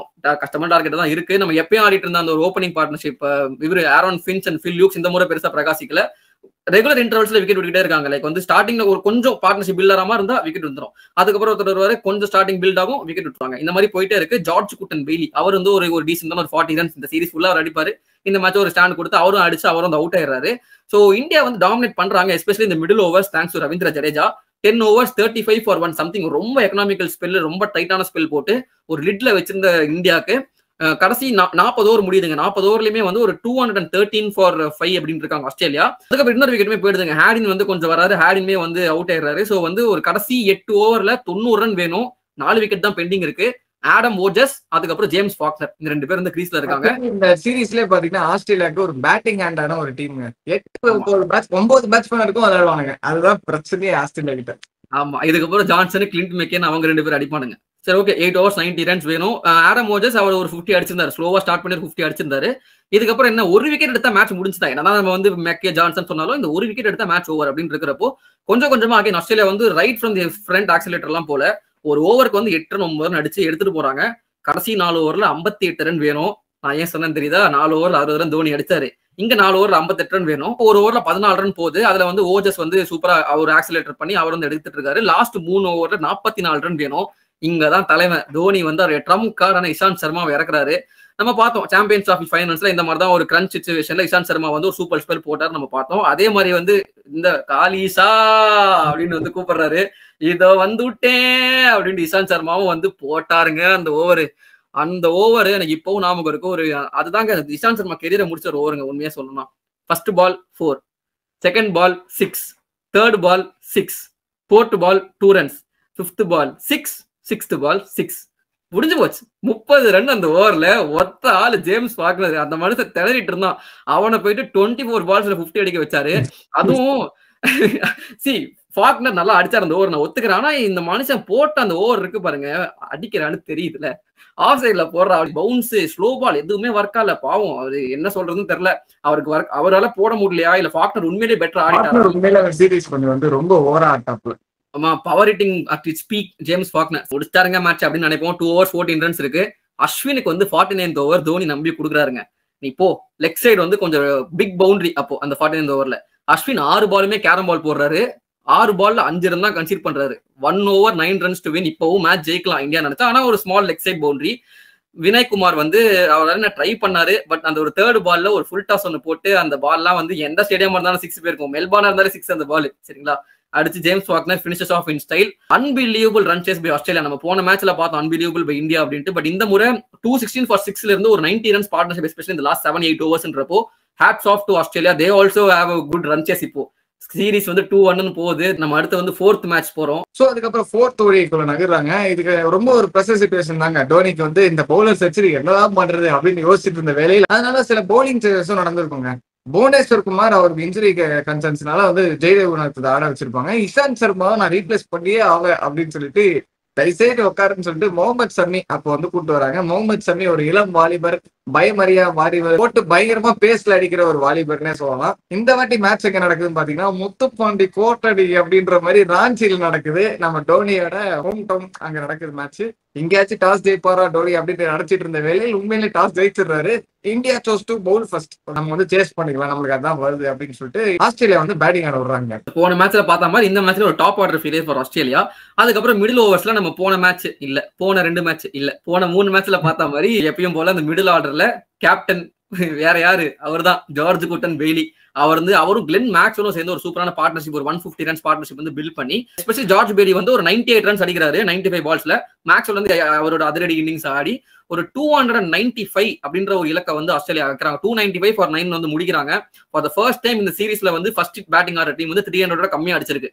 It's going to be easy chase for India. அவங்க 359 சேஸ் பண்ணிட்டாங்க. இந்த தடவை கண்டிப்பா சேஸ் பண்ணுவாங்க அப்படின்னு நினைச்சிட்டு இருக்கும்போது வெயிட் வெயிட் பண்ணிக்கிட்டே இருக்கும். ஏன்டா வெயிட் பண்றோம்னு கேட்டீங்கன்னா மழை பெஞ்சு அந்த மேட்ச் வந்து அதுக்கப்புறம் நடக்கல. It's matches abandoned. நோ ரிசல்ட்ல வந்து அந்த மேட்ச் வந்து முடிஞ்சது. நோ ரிசல்ட்ல முடியுது. நம்ம 5th மேட்ச் வந்து கட்டக்கு வந்து டிராவல் பண்றோம். டீம் டிராவல் பண்ணது மட்டும் இல்லாம டீமோட சேர்ந்து அந்த மழையும் டிராவல் பண்ணி வந்து அந்த மேட்ச், இந்த மேட்ச் ஆச்சு ஒரு ஃபர்ஸ்ட் இன்னிங்ஸ் நடந்தது. அந்த மேட்ச் வந்து ஒரு ஓவர் கூட போடாம, டாஸ் கூட போடாம மேட்ச் வந்து அபேண்டன்ட் ஆகுது. ஸோ 5 மேட்ச் முடிஞ்சிச்சு. சீரிஸ் வந்து 2-1 இருக்காங்க ஆஸ்திரேலியா. கடைசி 2 மேட்ச் 2 டிசைடர் மேட்ச் யாரு ஜெயிப்பாங்களோ ஒரு மேட்ச் ஆஸ்திரேலியா ஜெயிச்சா கூட சீரிஸ் வின் ஆஸ்திரேலியா. சரிங்களா? சோ வந்து pressure is clearly on India. 6th match என்ன நடக்குதுன்னு பாத்துருவோமா டோலர்களே. சோ 6வது மேட்ச் வந்து பாத்தீங்கன்னா விதர்பால நடக்குது. சோ இந்த மேட்ச்ல வந்து தோனிக்கு நம்ம வந்து முத்துப்பாண்டி கோட்டை அங்க வந்து டாஸ் ஜெயிக்க ஆரம்பிச்சாரா, இங்கேயும் வந்து டாஸ் ஜெயிச்சுட்டு பவுலிங் எடுக்கிறாரு. சோ ஃபர்ஸ்ட் பேட்டிங் திரும்ப வராங்க ஆஸ்திரேலியா. அவங்க அதே டெம்ப்ளேட் செட் பண்ண ட்ரை பண்றாங்க. அதே மாதிரி அவங்களுக்கு 43-2 விழுந்துருது. என்ன ஒரு ஃபர்ஸ்ட் 2 மேட்ச் அடிச்சாங்க, அதுக்கப்புறம் ஓப்பனிங் பார்ட்னர்ஷிப் பெருசா கிளிக் ஆகல. இதுக்கப்புறம் திரும்ப வந்து நம்பர் 4 யார் வராரு அப்படின்னு பாத்தீங்கன்னா வேற யாரு, வழக்கம் போல ஆஸ்திரேலியன் கேப்டன் ஜார்ஜ் குட்டன் பெய்லி அவர் வராரு. அவருக்கு நம்பர் 3ல வந்து ஷேன் வாட்சன் ஆல்ரெடி ஆடிட்டு இருந்தாரு. சோ 2 பேரும் வந்து ஒன்ஸ் அகைன் ஸ்லோவா ஸ்டார்ட் பண்றாங்க. அவங்களுக்கு தெரியும் எப்படி ஆடணும் அப்படின்னு. 2 பேருமே வந்து very good between the wickets. நல்லா சிங்கிள் டூ ரொட்டேட் பண்ணி அவுட் பவுண்டரிஸ் அடிச்சு ஒரு 15-20 ஓவர்ஸ்ல வந்து ஒரு 115 for 2 ஒரு ஸ்கோர் இருக்கு. அதுக்கப்புறம் வந்து போடுறாருங்க வந்து ஃபர்ஸ்ட் ஆரம்பிக்கிறது வாட்சன். அவர் வந்து 6-4 வந்து கண்டினியூ பண்ணி அடிச்சு அதுலயும் யாரு நம்ம ஆக்சுவலி பவுலிங் சொல்ல மாட்டேன். Bhuvneshwar Kumar comes back into the team instead of Jaydev Unadkat. சரிங்களா? அது ஒரு சேஞ்ச் ஒன்று பண்றாங்க. புவனேஸ்வர் குமார் பாப்ல நல்லா போட்டாரு. அதுக்கப்புறம் வந்து மிடில் ஓவர்ஸ்ல எப்பயும் நல்லா போட்டுட்டு இருந்த ஜடேஜா அண்ட் அஸ்வின் இந்த மேட்ச்ல கொஞ்சம் அடி வாங்குறாங்க. ரன்ஸ் வந்து பயங்கரமா லீக் ஆகுது. வாட்சன் வந்து டேக் ஆன் பண்றாரு. வாட்சனோட செஞ்சுரியை கம்ப்ளீட் பண்றாரு. செஞ்சுரி கம்ப்ளீட் பண்ண கையோட அவர் அவுட் ஆயிராரு. சரிங்களா? 215 for 3 இருக்கு. இந்த damage is already done. 33 overs கிட்ட முடிஞ்சிச்சு. இன்னும் 16 ஓவர் இருக்கு. நம்மளுக்கு வேற வந்து அந்த செகண்ட் மேட்சோட வைஸ் வந்துட்டு போகுது. ஐயோ மேக்ஸ்வெல் வேற இன்னும் வரணுமே, என்ன பண்ண காத்துருக்காருன்னு தெரியல அப்படின்றப்போ மேக்ஸ்வெல் வந்தார், மேக்ஸ்வெல் சென்றார். ஒரு 8 ரன்லயே 9 ரன்லயே 2 4 டக்கு அடிச்சு அவுட் ஆயிடுறாரு. அதுக்கப்புறம் தேர்ட் மேட்ச்ல வந்து ஒரு 75 நாட் அவுட்ல இருந்த ஆடம் வோஜஸ் வராரு. அவருடைய இன்னிங்ஸ் வந்து திடீர்னு அவர் கிக் ஸ்டார்ட் பண்றாரு. தேர்ட் கியர்ல போயிட்டு இருந்த பெய்லி திடீர்னு வந்து கியரை போட்டு 7th கியரா 8th கியர் எவ்வளவு கியர் இருக்கோ எல்லாத்தையும் போடுறாருங்க. 75 ரன்ஸ்ல இருந்த பெய்லி திடீர்னு வந்து ஒரு செஞ்சுரி கம்ப்ளீட் பண்றாரு. அடுத்த ஒரு 10 ஓவருக்கு வச்சு வெலாசி எடுத்துட்டாங்க. there is no stopping this team. ஒரு கட்டத்துக்கு மேல ஒரு இந்தியன் பவுலர் இருந்தா கண்டிப்பா வந்து we have to feel bad for them. Unfortunately no one was there. like எல்லாருமே எக்கானமி ரேட் எல்லாருமே வந்து 6க்கு மேல அஸ்வின் அண்ட் ஜடேஜா மட்டும் 2 விக்கெட் எடுத்திருந்தாங்க. பட் இருந்தாலும் அவங்களோட எக்கானமி வந்து 7 கிட்ட இருந்துச்சு. 6 விட கீழே போட்ட ஒரே ஒரு பவுலர் இந்த மேட்ச்லயே வந்து புவனேஸ்வர் குமார் மட்டும் தான். அப்படி இருக்கிறப்ப bowling has been taken to the cleaners. இந்த மேட்ச்லயும் ஜார்ஜ் பெய்லி இதுக்கு முன்னாடியாச்சும் வந்து ஒரு 90-18 அடிச்சிட்டு இருந்த ஜார்ஜ் பெய்லி இந்த மேட்ச்ல என்ன கோவம் தெரியல. ஒரு செஞ்சுரி கம்ப்ளீட் பண்ணி செஞ்சுரி மட்டும் இல்ல அங்கேயோட அவர் ஸ்டாப் பண்ணல. 153 ரன்ஸ் இன் ஜஸ்ட் 113 டெலிவரிஸ் அடிக்கிறாரு ஜார்ஜ் பெய்லி. அன்பிலீவபிள் நாக்குங்க உண்மையிலே. எல்லா மேட்சும் ஆல்மோஸ்ட் அடிச்சார். மொஹாலி மேட்ச் தான் அடிக்கல ஆக்சுவலி.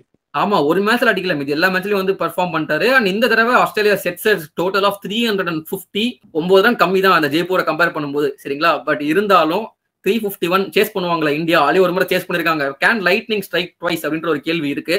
இந்தியா வந்து களமிறங்குறாங்க. Once again opening partnership Shikhar Dhawan Rohit Sharma. துண்டு ஒரு முறை தான் தவறும் அப்படின்ட்டு தேர்ட் மேட்ச்ல தவறிடுச்சு அந்த துண்டு. இந்த மேட்ச்ல தவறாட மாட்டேன் அப்படின்னு சொல்லிட்டு அதே லைட்னிங் ஸ்ட்ரைக்கிங் ட்வைஸுங்க. ஆல்மோஸ்ட் சிமிலருங்க, ஒரே மாதிரி போதுங்க. 176 for 1 அங்க பார்த்தோமா, இங்க வந்து 178 for 1. ஈஸியா சொல்லிட்டேன். இந்த 29 ஓவர்ல இவனுங்க 2 பேரும் அடிச்ச ஆட்டம் இருக்கு பாருங்க. Shikhar Dhawan Rohit Sharma is the best opening combination. They are going to be the future of Indian opening partnership அப்படின்னு சொல்ற அளவுக்கு தே கிரியேட்டட் டெம்ப்ளேட்டுங்க. முன்னாடி நம்ம பார்த்திருக்கோம் கங்குலி சேவாக், அதுக்கப்புறம் வந்து கம்பீர் சேவாக் என்ன பார்த்தாலும் இந்த முறை அதே டெம்ப்ளேட்டை ஃபாலோ பண்ற Shikhar Dhawan Rohit Sharma they are the best அப்படின்னு ப்ரூவ் பண்றாங்க. 178 for 1 இருக்கிறப்போ ரோஹித் சர்மா அவுட் ஆறாரு. எப்போ அவுட் ஆறாருன்னு பாத்தீங்கன்னா அவரே 79 ரன்ஸ் அடிச்சிடாரு 80 பால்ஸ்ல. அதுக்கப்புறம் யார் வருவாரு? நம்பர் 3ல the chase master is back into the action. சரிங்களா? சோ வந்து நம்பர் 3ல வந்து விராட் கோலி வராரு. ஆல்ரெடி ஷிகர் தவன் வந்து ஆடிட்டு இருக்காரு. 2 பேரும் ஒரு பார்ட்னர்ஷிப் பில்ட் பண்ணி ஷிகர் தவன் வந்து திடீர்னு ஆக்சலரேட் பண்ணி அவரோட செஞ்சுரியை கம்ப்ளீட் பண்றாரு ஒரு 100 பால்ஸ்ல. அதுக்கப்புறம் செஞ்சுரி கம்ப்ளீட் பண்ண அடுத்த 2 பால்ஸ்லயே வந்து அவர் அவுட் ஆயிடுறாரு. So the match is in balance. 2 wicket போயிடுச்சு. விராட் கோலியும் வந்து என்னதான் ஷிகர் தவனோட பார்ட்னர்ஷிப் போட்டாலும் அவர் தான் கொஞ்சமா தான் ஆடி இருந்தாரு. சரிங்களா? சோ அதுக்கப்புறம் சுரேஷ் ரெய்னா வராரு. சுரேஷ் ரெய்னா கொஞ்சம் அவர் ஸ்டார்ட் பண்ண விராட் கோலி வந்து அவருடைய இன்னிங்ஸ் வந்து கண்டினியூ பண்ணி he gets a half century. சரிங்களா? ஒரு 30 பால் அந்த ரேஞ்சில வந்து 51 அடிக்கிறாரு. மீன்வைல் சுரேஷ் ரெய்னா யுவராஜ் சிங் 2 பேருமே ஒரே ஓவர்ல மிச்சல் ஜான்சன் ஓவர்ல அவுட் ஆறாங்க. ஐயோ திரும்ப ஆஸ்திரேலியா மேட்ச்க்குள்ள வந்துருவாங்களோ. 7 ஓவர்ல வந்து 65 அடிக்கணும். அப்ப வந்து தோனி வராரு. தோனி வந்து இஸ் டேக்கிங் திங்ஸ் காம்லி. அதுக்கப்புறம் 2 ஓவர் வந்து கொஞ்சம் பொறுமையா ஆடுறாங்க. 6 overs 54 வேணுமா இருக்கு. 9 ரெக்வயர்ட் ரேட் இருக்கு. நம்ம வந்து கொஞ்சம் யோசிச்சிருப்போம். மேபி இந்த டைம்ல இருக்கிறப்ப யோசிச்சிருப்போமான்னு தெரியல. அந்த டைம்ல யோசிச்சிருப்போம். ஐயோ என்னடா இப்ப எடுத்துட்டு போறாங்க. இதுக்கப்புறம் நமக்கு பேட்டிங் பெருசா இல்ல ஜடேஜா அஸ்வின் அப்படின்றப்போ இந்த பார்ட்னர்ஷிப் தான் நம்பி இருக்கணும். ருக்கோ ஜாரா சவார்கரோ கேப்டன் கூல் சேஸ் மாஸ்டர் பாத்துப்பாங்க அப்படின்னு சொல்ற மாதிரி Virat Kohli once again he brings himself into the second gear. 8th gear போறாரு திரும்ப. நம்ம போன மேட்ச்ல Rohit Sharma master for a reason. The match is not done until the chase master is done. Second மேட்ச்ல வந்து சேஸ் பண்ணும்போது 52 பால் செஞ்சுரி. இந்த மேட்ச்ல சேஸ் பண்றப்போ 61 பால் செஞ்சுரி. சோ வந்து தலைவன் போட்டு முடிச்சிட்டாங்க. மேட்சே முடிச்சிட்டாரு. அதுவும் ஜேம்ஸ் ஃபாக்னர் எல்லாம் போட்டு போர்க்கி போட்டு அடுத்த தரணும். அதெல்லாம் நீ போன மேட்ச்ல அடிச்சியா இருடா இந்த மேட்ச்ல நான் ஒன்னு அடிக்கிறேன் அப்படின்னு சொல்லி வேற லெவல் பெர்ஃபார்மன்ஸ் விராட் கோலி. அந்த இன்னிங்ஸ்லாம் போடுறோம், வீடியோஸ் முடிஞ்சா போடுறோம், காப்பிரைட் ஸ்ட்ரைக் அடிக்காம இருக்கணும் பாத்துக்கோங்க. ஸோ முடிச்சிடறாங்க. கடைசியில் ஒரு 3 பால் பெண்டிங் இருக்கு. பட் எனிவே தோனி வந்து அவருடைய ஸ்மால் இன்னிங்ஸ் லைக் வந்து ஒரு 22 balls 25 எப்பயும் ஆடுற மாதிரி ஒரு ஸ்ட்ரைக் ரொட்டேட் பண்ணி கடைசியில கோலிக்கு வந்து ஸ்ட்ரைக் கொடுத்துறாரு. கோலி வந்து மேட்ச் முடிச்சு வைக்கிறாரு. So for the second time இந்த சீரீஸ் இந்தியா வந்து 350+ ரன்ஸை வந்து சேஸ் பண்றாங்க. ஹிஸ்டாரிக் சேசஸ், 2 ஹையஸ்ட் சேசஸ்மே வந்து இந்த மேட்ச் இந்த சீரீஸ்ல நடக்குது ஆக்சுவலி. இதுல இன்னொரு ஃபன்னியான ஸ்டாட் என்னன்னா, இந்தியாவோட 7 ஹையஸ்ட் ரன் சேசஸ் இருக்கும் தெரியுமா அந்த சமயத்துல. அந்த 7ல வந்து 6 அகைன்ஸ்ட் ஆஸ்திரேலியா. ஆமா, வந்து சீரீஸை வந்து லெவல் பண்றாங்க. இந்த மேட்சுக்கு அப்புறம் வந்து நிறைய பிரைசஸ் இருந்துச்சு விராட் கோலிக்கு. அப்போ வந்து தோனி வந்து அவரு இத்தனால ரவி சாஸ்திரி சொல்லியிருப்பாரு, சுனில் கவாஸ்கர் கமெண்ட் எல்லாம் சொல்லி கேள்விப்பட்டிருப்போம். ஆனா தோனி வந்து பிரசன்டேஷன்ல சொல்லியிருப்பாரு, கோலி, Rohit Sharma they are here to stay for the next 10 years, next decade is going to be theirs அப்படின்ற மாதிரி ஒரு விஷயம் சொல்லியிருப்பாரு. 6 மேட்ச் முடிஞ்சு இதுல 4 மேட்ச் விளையாடி வந்து டாப் ஆர்டர் பேட்ஸ்மேன் செட்டு தவானா இருக்கட்டும், ரோஹித் சர்மா இருக்கட்டும், விராட் கோலியா இருக்கட்டும், 3 பேருமே வந்து பயங்கரமான ஃபார்ம்ல இருக்காங்க. கீழே டோனி வந்து அவரோட இன்னிங்ஸ் ஆடி சூப்பரா முடிச்சு கொடுக்குறாங்க. ஒரு டிசைடர் மேட்ச் எங்க தூக்கி வைப்பாங்க, ஒரு கஷ்டமான பிட்ச்ல வைப்பாங்க அப்படின்னு தானே எதிர்பார்ப்பீங்க. அதெல்லாம் கிடையாது. தூக்கி போய் சின்னசாமியில வச்சாங்க. சின்னசாமினா போதும், சின்ராசை கையிலேயே பிடிக்க முடியாதுன்ற மாதிரி, இந்தியா டீமை கையிலேயே பிடிக்க முடியாது. அந்த மாதிரி ஒரு கிரவுண்ட் நம்ம எல்லாருக்குமே தெரியும் சின்னசாமி அப்படின்னு சொல்லிட்டு. கோலி அதுவுமே வந்து ஒரு பயங்கரமான ஃபார்ம், சேஸ் மாஸ்டர் அப்படின்ற பட்டத்தோட வந்திருக்காருன்றப்போ அவருக்கு மேல எவ்வளவு எக்ஸ்பெக்டேஷன் இருக்கும், சின்னசாமியில எவ்வளவு அடிப்பாரு அப்படின்னு சொல்லிட்டு. அந்த மாதிரி மேட்ச் நடக்குது. இந்த வாட்டி வந்து முத்து போன்ற கோட்டடி எல்லாம் இல்ல, இது வந்து வேற கோட்டைன்றதுனால டோனி வந்து கோட்டை விட்டுறாரு டாஸ்ல. ஆஸ்திரேலியா பண்ண toss and chose to field first. ஓகேங்களா, பேட்டிங் நீங்க ஃபர்ஸ்ட் ஆடுங்க, நீங்க சேஸ் ஐயோ டார்ச்சர் பண்றீங்க அப்படின்னு சொல்லிட்டு இந்தியா பேட்டிங் ஆட விட்டுறாங்க. நம்ம வழக்கம் போல நம்மளோட அதிரடி ஓப்பனர்ஸ், சக்சஸ்ஃபுல் ஓப்பனர்ஸ் ரோஹித் சர்மாவும் தவானும் வராங்க. ஸ்டார்டிங்கே வந்து தேர் இந்த மைண்ட் செட்டுங்க, இந்த வாட்டி ஒரு 400 ரன் அடிச்சணும்னு சொல்லிட்டு ஒரு முடிவோட தான் வந்து பேட்டிங் ஆடுறாங்க. அந்த மாதிரி ஒரு 5-6 ஓவர்ஸ்லயே வந்து 50 ரன் அடிச்சிருப்பாங்க. டக்கு 10 ஓவர்ஸ்க்குள்ளே வந்து உங்களுக்கு ஒரு 80-90 ரன்ஸ் அடிச்சுக்க அப்படின்னு சொல்லிட்டு 2 பேருமே டமால் அடிக்கிறாங்க. நடுவுல நம்ம தவான் வந்து லைட்டா ஸ்லிப் ஆயிடுறாரு. அவர் வந்து ஒரு எல்பிடபிள்யூ டொகர்டி நான் சொன்னோம்ல, அவங்களோட லீடிங் ஸ்பின்னர், அவர் வந்து எல்பிடபிள்யூ ஆக்கிடுறாரு தவானை. ஒரு நல்ல டெலிவரினே சொல்லலாம். ஆனா ரோஹித் சர்மா வந்து நான் இருக்கேன் செல்லம், கோலியே வந்துட்டாரு, ருக்கோ ஜானா சமாய் கரோ இல்ல, ரோக்கோ ஜானா சமாய் கரோ தான், ஒரு ஜமாய்க்கா வேண்டியதான்னு சொல்லிட்டு எதிர்பார்த்துட்டு இருந்த வேலையில் அன்பார்ச்சுனேட்லி கோலி வந்து ஒரு சிங்கிள்கான முயற்சி ரோஹித் சர்மா கூப்பிட்டுருப்பாரு. ரோஹித் சர்மா வந்து பின்னாடி பவுலர் ஃபீல்டரை பார்த்துட்டு லேட்டா ரெஸ்பாண்ட் பண்ணி திரும்பினால அவர் ரன் வராம அவரு கொஞ்சம் பதுக்கிட்டாரு. விராட் கோலி வந்து பாதிக்கி சத்துட்டு சொல்லிட்டு போவாரு. அப்போ ஒரு ரியாக்ஷன் இருக்கும். ஆனா அந்த மனுஷங்கிட்ட அப்பெல்லாம் விராட் கோலி வந்து ஒரு நல்ல ஸ்போர்ட்ஸ் மேன்னே சொல்லலாம். அதுக்கப்புறம் வந்து ஃபுல்லா ரோஹித் சர்மா என்கரேஜ் பண்ணிட்டே இருப்பாரு. நம்ம அங்கங்க விஷுவல்ஸ் காமிப்பாங்க. அந்த மாதிரி ரோஹித் சர்மாவோட இன்னிங்ஸ் என்கரேஜ் பண்ணிட்டே இருப்பாரு மேட்ச் ஃபுல்லா. ரோஹித் சர்மா நிக்கிறாரு, அவர் ஒரு பக்கம் நான் யாருக்குமே ஸ்டாப் பண்ண மாட்டேன்னு சொல்லிட்டு டப்பால்னு அடிக்கிறாரு. கூட ரைனா வராரு, ஒரு 28 ரன்னு. யுவராஜ் சிங் வந்து ஒரு 12 ரன்னோ என்னமோ அவுட் ஆயிடாரு. 33 ஓவர்ஸ்ல வந்து 207 ஒரு ஸ்கோர், நல்ல ஒரு இதுல இருக்காங்க. பட் ஆனா விக்கெட்ஸ் கொஞ்சம் விட்டுட்டா கொஞ்சம் காலி ஆயிடும். ஏன்னா லோயர் ஆர்டர்லாம் நம்மளுக்கு பெருசா இல்லைங்க, நம்ம என்ன ஆஸ்திரேலியாவா அப்படின்ற நிலைமை. ரோஹித் சர்மா ஆடி அவருமே வந்து அவர் செஞ்சுரியை கம்ப்ளீட் பண்றாரு. அனதர் சக்சஸ்ஃபுல் மேட்ச் இந்த சக்சஸ்ஃபுல் சீரீஸ் ஃபார் ரோஹித் சர்மான்னு சொல்லலாம். அவரோட சீரீஸுங்க எழுதி வச்சுக்கலாம் போர்ட் ஆஃப் ஆனர்ஸ்ல. 100 அடிச்சதுக்கு அப்புறம் ரோஹித் சர்மா கிட்ட பால் போடுவேன் நீ அப்படின்ற மாதிரி கண்ட்ரோல் அந்த இன்னிங்ஸ் சதுர விட்டாங்க. லைவா பார்த்தேன் நாங்களாம். ஆக்சுவலி சின்ன பசங்களா இருந்தப்போ வந்து நான் ரோஹித் சர்மா பிடிக்கும், மும்பை ஃபேன்னால எனக்கு. அவருக்கு நான் 150 கம்ப்ளீட் பண்ணிடுறாரு. கடைசி அந்த 10 ஓவர்ன்றது வந்து ஒரு வான வேடிக்கைகளை வந்து வெடிச்சுக்கிட்டு இருக்கோம். ரோஹித் சர்மா தெரிச்சுக்கிட்டு இருப்பாரு, டோனியுமே வந்து அந்த அடிச்சிட்டு இருப்பாரு, பவுண்டரிஸ் அடிச்சிட்டு இருப்பாரு. 2 பேருமே சூப்பரா அடிக்கிட்டு இருந்த வேலையில் ரோஹித் சர்மா 180 கிராஸ் பண்றாரு, 190 கிட்ட வராரு. 48 ஓவர் வருதுங்க. ரோஹித் சர்மா ஸ்ட்ரைக் போடுறா டோனி அப்படின்னு சொல்லிட்டு எல்லாரும் ஒரு இந்தியன் ஃபேனா வந்து ரோஹித் சர்மா ஃபேனை தாண்டி ஒரு 100 வருது அப்படின்றப்போ எல்லாருமே ஹைப்பா எதிர்பார்ப்பாங்க. அந்த மாதிரி நம்ம நினைச்சிட்டு இருந்த வேலையில் டோனி வந்து பட்டால் ஆடிட்டு இருக்காரு. டோனி பாத்தீங்கன்னா ஒரு ஹெலிகாப்டர் 6 எல்லாம் ஒண்ணு விடுவாரு. சின்னசாமி வெளியே போய் பறந்துருக்கோம், எங்கேயோ போயிட்டு இருக்கோம், மீட்டர்ஸ் எல்லாம் காட்ட மாட்டாங்க. டோனி ஸ்ட்ரைக் எடுத்து பொசிஷன் எடுத்து அந்த டைம்ல தான் ஆக்சிலேட் பண்ணி அவருமே வந்து ஒரு 50 கம்ப்ளீட் பண்றாரு. ரோஹித் சர்மாக்கு எப்போ ஸ்ட்ரைக் வரும், 200 அடிப்பாரா அப்படின்னு சொல்லிட்டு வெயிட் பண்ணிட்டு இருந்தப்போ அடுத்த ஓவர் அவருக்கு ஸ்ட்ரைக் வருது. அவருமே ஒரு டபுள் செஞ்சுரி வந்து ஸ்டைலா ஒரு 197ல இருக்கப்போ ஒரு 6 அடிச்சு 203க்கு வராரு. ரோஹித் சர்மா செலிப்ரேட், அது எல்லாருமே ஸ்டாண்ட்ஸ்ல எல்லாம் விராட் கோலி எல்லாம் எஞ்சி நின்று கை தட்டுறாரு. பயங்கரமான செலிப்ரேஷன். இன்னொரு இந்தியன் டபுள் செஞ்சுரி அடிக்கும் போது வந்து அது இந்தியாவுக்கும் பெருமை தானே. ஆஸ்திரேலியன் டீமே வந்து ரோஹித் சர்மாக்கு வந்து ஒரு அப்ளாஸ் கொடுக்குறாங்க. அதுவும் இல்லாம 200 அடிச்சது மட்டும் இல்லாம இன்னொரு ரெக்கார்டுமே வந்து வைக்கிறாரு ரோஹித் சர்மா. அந்த டைம்ல he has the most sixes by an Indian ODI innings அப்படின்ற ஒரு ரெக்கார்டையுமே வந்து எடுத்துட்டு வராரு ரோஹித் சர்மா. கடைசி ஒரு 2-3 பால் முன்னாடி வந்து ரோஹித் சர்மா அவுட் ஆயிடுவாரு. ஒரு குட் இன்னிங்ஸ் கம்ஸ் டு 209 அந்த ஹிஸ்டாரிக் ரன்ஸ் உங்களுக்கு தெரியும். அதுக்கப்புறம் டோனியுமே வந்து கடைசி பால் ஒரு டபுள்க்கு ஒரு முயற்சி அவரோட விக்கெட்டை சாக்ரிஃபைஸ் பண்ணி 383 ஃபார் 6ன்ற ஒரு இமாலய டார்கெட். 350 360 எல்லாம் கிடையாது, 383 ஃபார் 6 அப்படின்னு சொல்லிட்டு ஒரு நல்ல டார்கெட்டை வந்து வைக்கிறாங்க. இதுலயுமே ஆக்சுவலி ஹைலைட் என்னன்னு பாத்தீங்கன்னா, நம்ம 40 ஓவர்ஸ் முடியறப்போ ஸ்கோர் வந்து 225 ஃபார் 4 தான் இருந்துச்சு. அதாவது கடைசி 10 ஓவர்ல 161 ரன், கடைசி 6 ஓவர்ல 115 ரன் அடிச்சிருக்காங்க. 10 ஓவர்ல 160 ரன் ஒரு ஓடிஐ இன்னிங்ஸ்ன்றது ஆக்சுவலி ரோஹித் சர்மா வந்து அவரோட செகண்ட் செஞ்சுரி வந்து 42 பால்ஸ்ல அடிச்சிருப்பாருங்க. அதுதான் இதுக்கான காரணமே. சீரியஸே பாத்தீங்கன்னா 350ன்றது ஒரு சேசபிளான டார்கெட் மாதிரி தான் காமிச்சிருக்காங்க. இந்தியா அந்த அளவுக்கு வச்சிருக்காங்க. ஆஸ்திரேலியாமே 2 வாட்டி 350 அடிச்சிருக்காங்கன்றப்போ இந்த மேட்ச்ல உயிர் இருக்கு. சோ ஃபர்ஸ்ட் இன்னிங்ஸ் 383 ஃபார் 6ன்ற ஒரு இமாலய இலக்கு. சோ வந்து ஆஸ்திரேலியாவோட பேட்டிங் வந்து எல்லாருக்குமே ஒரு எதிர்பார்ப்பு இருந்துச்சு. நம்ம இந்தியன் போலிங்ல நம்பிட்டு எப்படிப்பா அப்படின்ற மாதிரி ஒரு தயக்கமும் இருந்துச்சு. சோ அதுதான் உண்மை. இந்த வாட்டி பேட்டிங் லைனப்ல ஒரு சின்ன சேஞ்ச் பண்ணிருந்தாங்க ஆஸ்திரேலியா. ஒன் டவுன் வந்து ஷேன் வாட்சன் தான் விளையாடிட்டு இருப்பாரு. கீழே விளையாடிட்டு இருந்த பிராட் ஹாட்னை தூக்கி டக் பண்ணி நீங்க வந்து ஒன் டவுன் போங்க அப்படின்னு சொல்லிட்டு ப்ரொமோஷன் கொடுத்து அடிச்சு ரன் பார்க்கலாம் அப்படின்னு சொல்லி ட்ரை பண்ணாங்களா என்னமோ ஒன் டவுன் ஆட வச்சிருப்பாங்க. வாட்சன் வந்து கீழே தள்ளிட்டு இருப்பாங்க. அது எது கீழே தள்ளினாங்கன்னு தெரியல. பேட்டிங் சப்ளை ஆயிடுச்சு. ஓகே, ஸ்டார்டிங் வந்து opening batsman Finch, fill Hughes நிறைய எக்ஸ்பெக்டேஷன்ஸ் இருக்கும். 2 மேட்ச் தான் ஆனாங்க 2 பேரும். இந்த மேட்ச் அடிச்சே ஆகணும் ஒரு பெரிய டார்கெட்னால ஃபின்ச் கிட்ட நிறைய எக்ஸ்பெக்டேஷன் இருந்துச்சு. ஆனா வந்து அவர் அடிக்கலைங்க. 5 ரன்ல வந்து அவுட் ஆயிடுறாரு. இந்த மேட்ச்ல வந்து ஒரு நல்ல இன்க்ளூஷன் இருக்கு. பவுலிங்ல வந்து நம்ம இஷாந்த் சர்மா தூக்கிட்டு முகமது ஷமி வந்தாருல போன ஓடி. எஸ், முகமது ஷமி அந்த பிரேக் த்ரூ எடுத்து கொடுக்குறாரு. மண்டோல பிராட் ஹாட்னு நம்ம சொல்லியிருந்தோம். அவர் ஒரு பக்கத்துல வந்து டீசெண்டா விளையாடிட்டு இருக்காருங்க. இன்னொரு பக்கம் பாத்தீங்கன்னா விக்கெட் திரும்பவும் வந்து ஃபில் ஹியூக்ஸ் ஒரு 25 ரன்ல அவுட் ஆயிடுறாரு.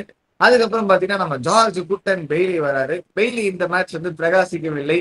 இந்த சீரீஸ் ஃபுல்லாமே எல்லா மேட்சும் அடிச்சிருப்பாரு. இந்த மேட்ச் பாத்தீங்கன்னா அவர் ஆடி அவுட் ஆகலைங்க. அவர் வந்து ஓடாம அவுட் ஆயிட்டாரு. இந்த வீடியோல பாருங்க. ஆப்போசிட் எண்ட்ல ஓடுறாரா இல்லைன்னு பார்த்தாரு. இவர் அங்க போய் சேர்ந்தாரா இல்லையான்னு பார்க்க போறாரு. தலைவர் பராக் பார்த்துட்டு இருந்தாரு. பராக் பார்த்துட்டு விக்கெட் வந்து தானமா கொடுத்துட்டாரு. இந்த விக்கெட் எவ்வளவு குருசியல்ன்றது உங்களுக்கு கடைசியில தெரியும். ஓகேங்களா? நல்ல presence of mind by Vinay Kumar, நம்ம பாராட்டி ஆகணும். வந்து டோனிக்கு வந்து அடிச்சிருவாரு. டோனி வாங்கிட்ட பால் அடிச்சு ஜார்ஜ் பெய்லி ஒரு மெயின் விக்கெட் இன்ஃபார்ம் பேட்ஸ்மேன் நின்று அசால்ட்டா ஒரு 80-90 ரன்ஸ் அடிக்கக்கூடிய ஒரு பிளேயர் அவர் வந்து தூக்கிடுறாங்க. பிராட் ஹாட்டன் வந்து ஒரு சைடுல வந்து பொறுமையா ஆடிட்டு இருக்காரு. ஆனா அவர் பாட்சா பழிக்கலைங்க. அஸ்வின் வந்து ஒரு பயங்கரமான ஒரு டெலிவரி போடுவாரு. அது என்ன சொல்றது, ஃப்ரண்ட்ல தான் இது ஒரு மாதிரி டிஃபென்ஸ் மாதிரி தான் ஆடி இருப்பாரு. ஒரு டர்ன் ஆகி டபால்ல ஸ்டெப்ல அடிச்சு டோனி ஹெல்மெட்ல அடிக்கும் அந்த பால். நல்ல ஒரு டெலிவரி அஸ்வின். அது மிராக்கிள் டெலிவரின்னு சொல்லலாம். அந்த மாதிரி ஒரு டெலிவரி ஒரு ஆஃப் ஸ்பின்னருக்கு. அதுக்கப்புறம் பாத்தீங்கன்னா ஓஜஸ்க்கு வந்து ஒரு ப்ரொமோஷன் கிடைச்சு அவருக்கு கீழே தான் பின் சிட்டிங் ஆடிட்டு இருப்பாரு. மேல வந்து ஆடுறா அப்படின்னு சொல்லிட்டு கொடுத்தா அவர் வந்தாகினி அப்படின்னு சொல்லிட்டு பொறுமையா ஆடிட்டு இருப்பாப்புல. கூட வந்து அந்த மேக்ஸ்வெல் தான் வந்து என்ன கான்ல வந்தானே தெரியல அந்த மனுஷன். ஃபர்ஸ்ட் பாலே 6. யார் பாலு? அஸ்வின். அவருதான். எங்க போனாலும் அஸ்வின்னு பார்த்தாலே போதும், உடச்சுக்க கைகாலெல்லாம் அப்படி. அந்த மாதிரி ஃபர்ஸ்ட் பாலே வந்தோட 6ங்க. சரியான ஷாட். அதுக்கப்புறம் ஜடேஜா வந்து லெஃப்ட்ல மாத்தி அடிக்கிறதா இருக்கட்டும். ஒரு பக்கம் இவர் அடிக்கிறாரா. ஓஜஸ் பாத்தீங்கன்னா அப்படியே மந்தாகினி 16 பால் 4 ரன்னுங்க. அந்த மாதிரி ஒரு சுமாரான இன்னிங்ஸ். ஒண்ணுமே பண்ண முடியல. அந்த சைட்ல வந்து இவர் ஏதோ ஸ்ட்ரைக் கூட எடுத்து ரொட்டேட் கூட பண்ண மாட்டாரு. அந்த மாதிரி இருக்கு. மேக்ஸ்வெல் வந்து பொசிஷன் வச்சுக்கிட்டு அந்த 5 ஓவர் அவங்க பார்ட்னர்ஷிப் ஆனதுல வந்து பாத்தீங்கன்னா 58 ரன் நம்ம அடிச்சிருக்காங்க. சோ அந்த 52 ரன் பார்ட்னர்ஷிப்க்கு அப்புறம் ஓஜஸ் வந்து ஒரு நல்ல ஒரு டெலிவரி முகமது ஷமி கிட்ட வந்து போல்ட் ஆயிடுறாரு. Mohammed Shami takes the breakthrough once again. அதுக்கப்புறம் தாங்க வராரு இந்த மேட்சோட ஹீரோனே சொல்லலாம். ஒரு செகண்ட் ஹீரோனே சொல்லலாம். James Faulkner. நம்ம எப்படி செகண்ட் ஹீரோன்னு சொல்றேன், நான் எப்படி பார்த்தா வில்லனா இருக்க வேண்டியது. நூல் அளவுல தப்பிச்சிருக்கோம். பாப்போம் வாங்க. ஆமா, நம்மளுக்கெல்லாம் வில்லன். மேட்சோட ஹீரோவா மெயின் ஹீரோவா இருக்க வேண்டிய ஃபாக்னர் வந்து உள்ள வராரு. இவரு மேக்ஸ்வெல்மே ஒரு பக்கம் அவரு அடிக்கிறத அடிச்சு ஓஜஸ் இருக்கும் போதே அவரு வந்து ஒரு 50 கம்ப்ளீட் பண்ணிடுறாரு 18 பால்ஸ்ல. அதான் வந்து is a joint Australian to score a fastest to ODI 50 அந்த டைம்ல. அந்த ரெக்கார்டுமே வந்து வச்சிருப்பாரு. சோ 18 பால்ஸ்ல 50 அடிச்சுட்டு அப்புறம் ஒரு 60 ரன்ல அவுட் ஆயிடுறாரு. ஃபாக்னர் அண்ணா ஒரு பக்கத்துல இருந்து ஸ்டெடியா ஆடிட்டு இருக்காருங்க.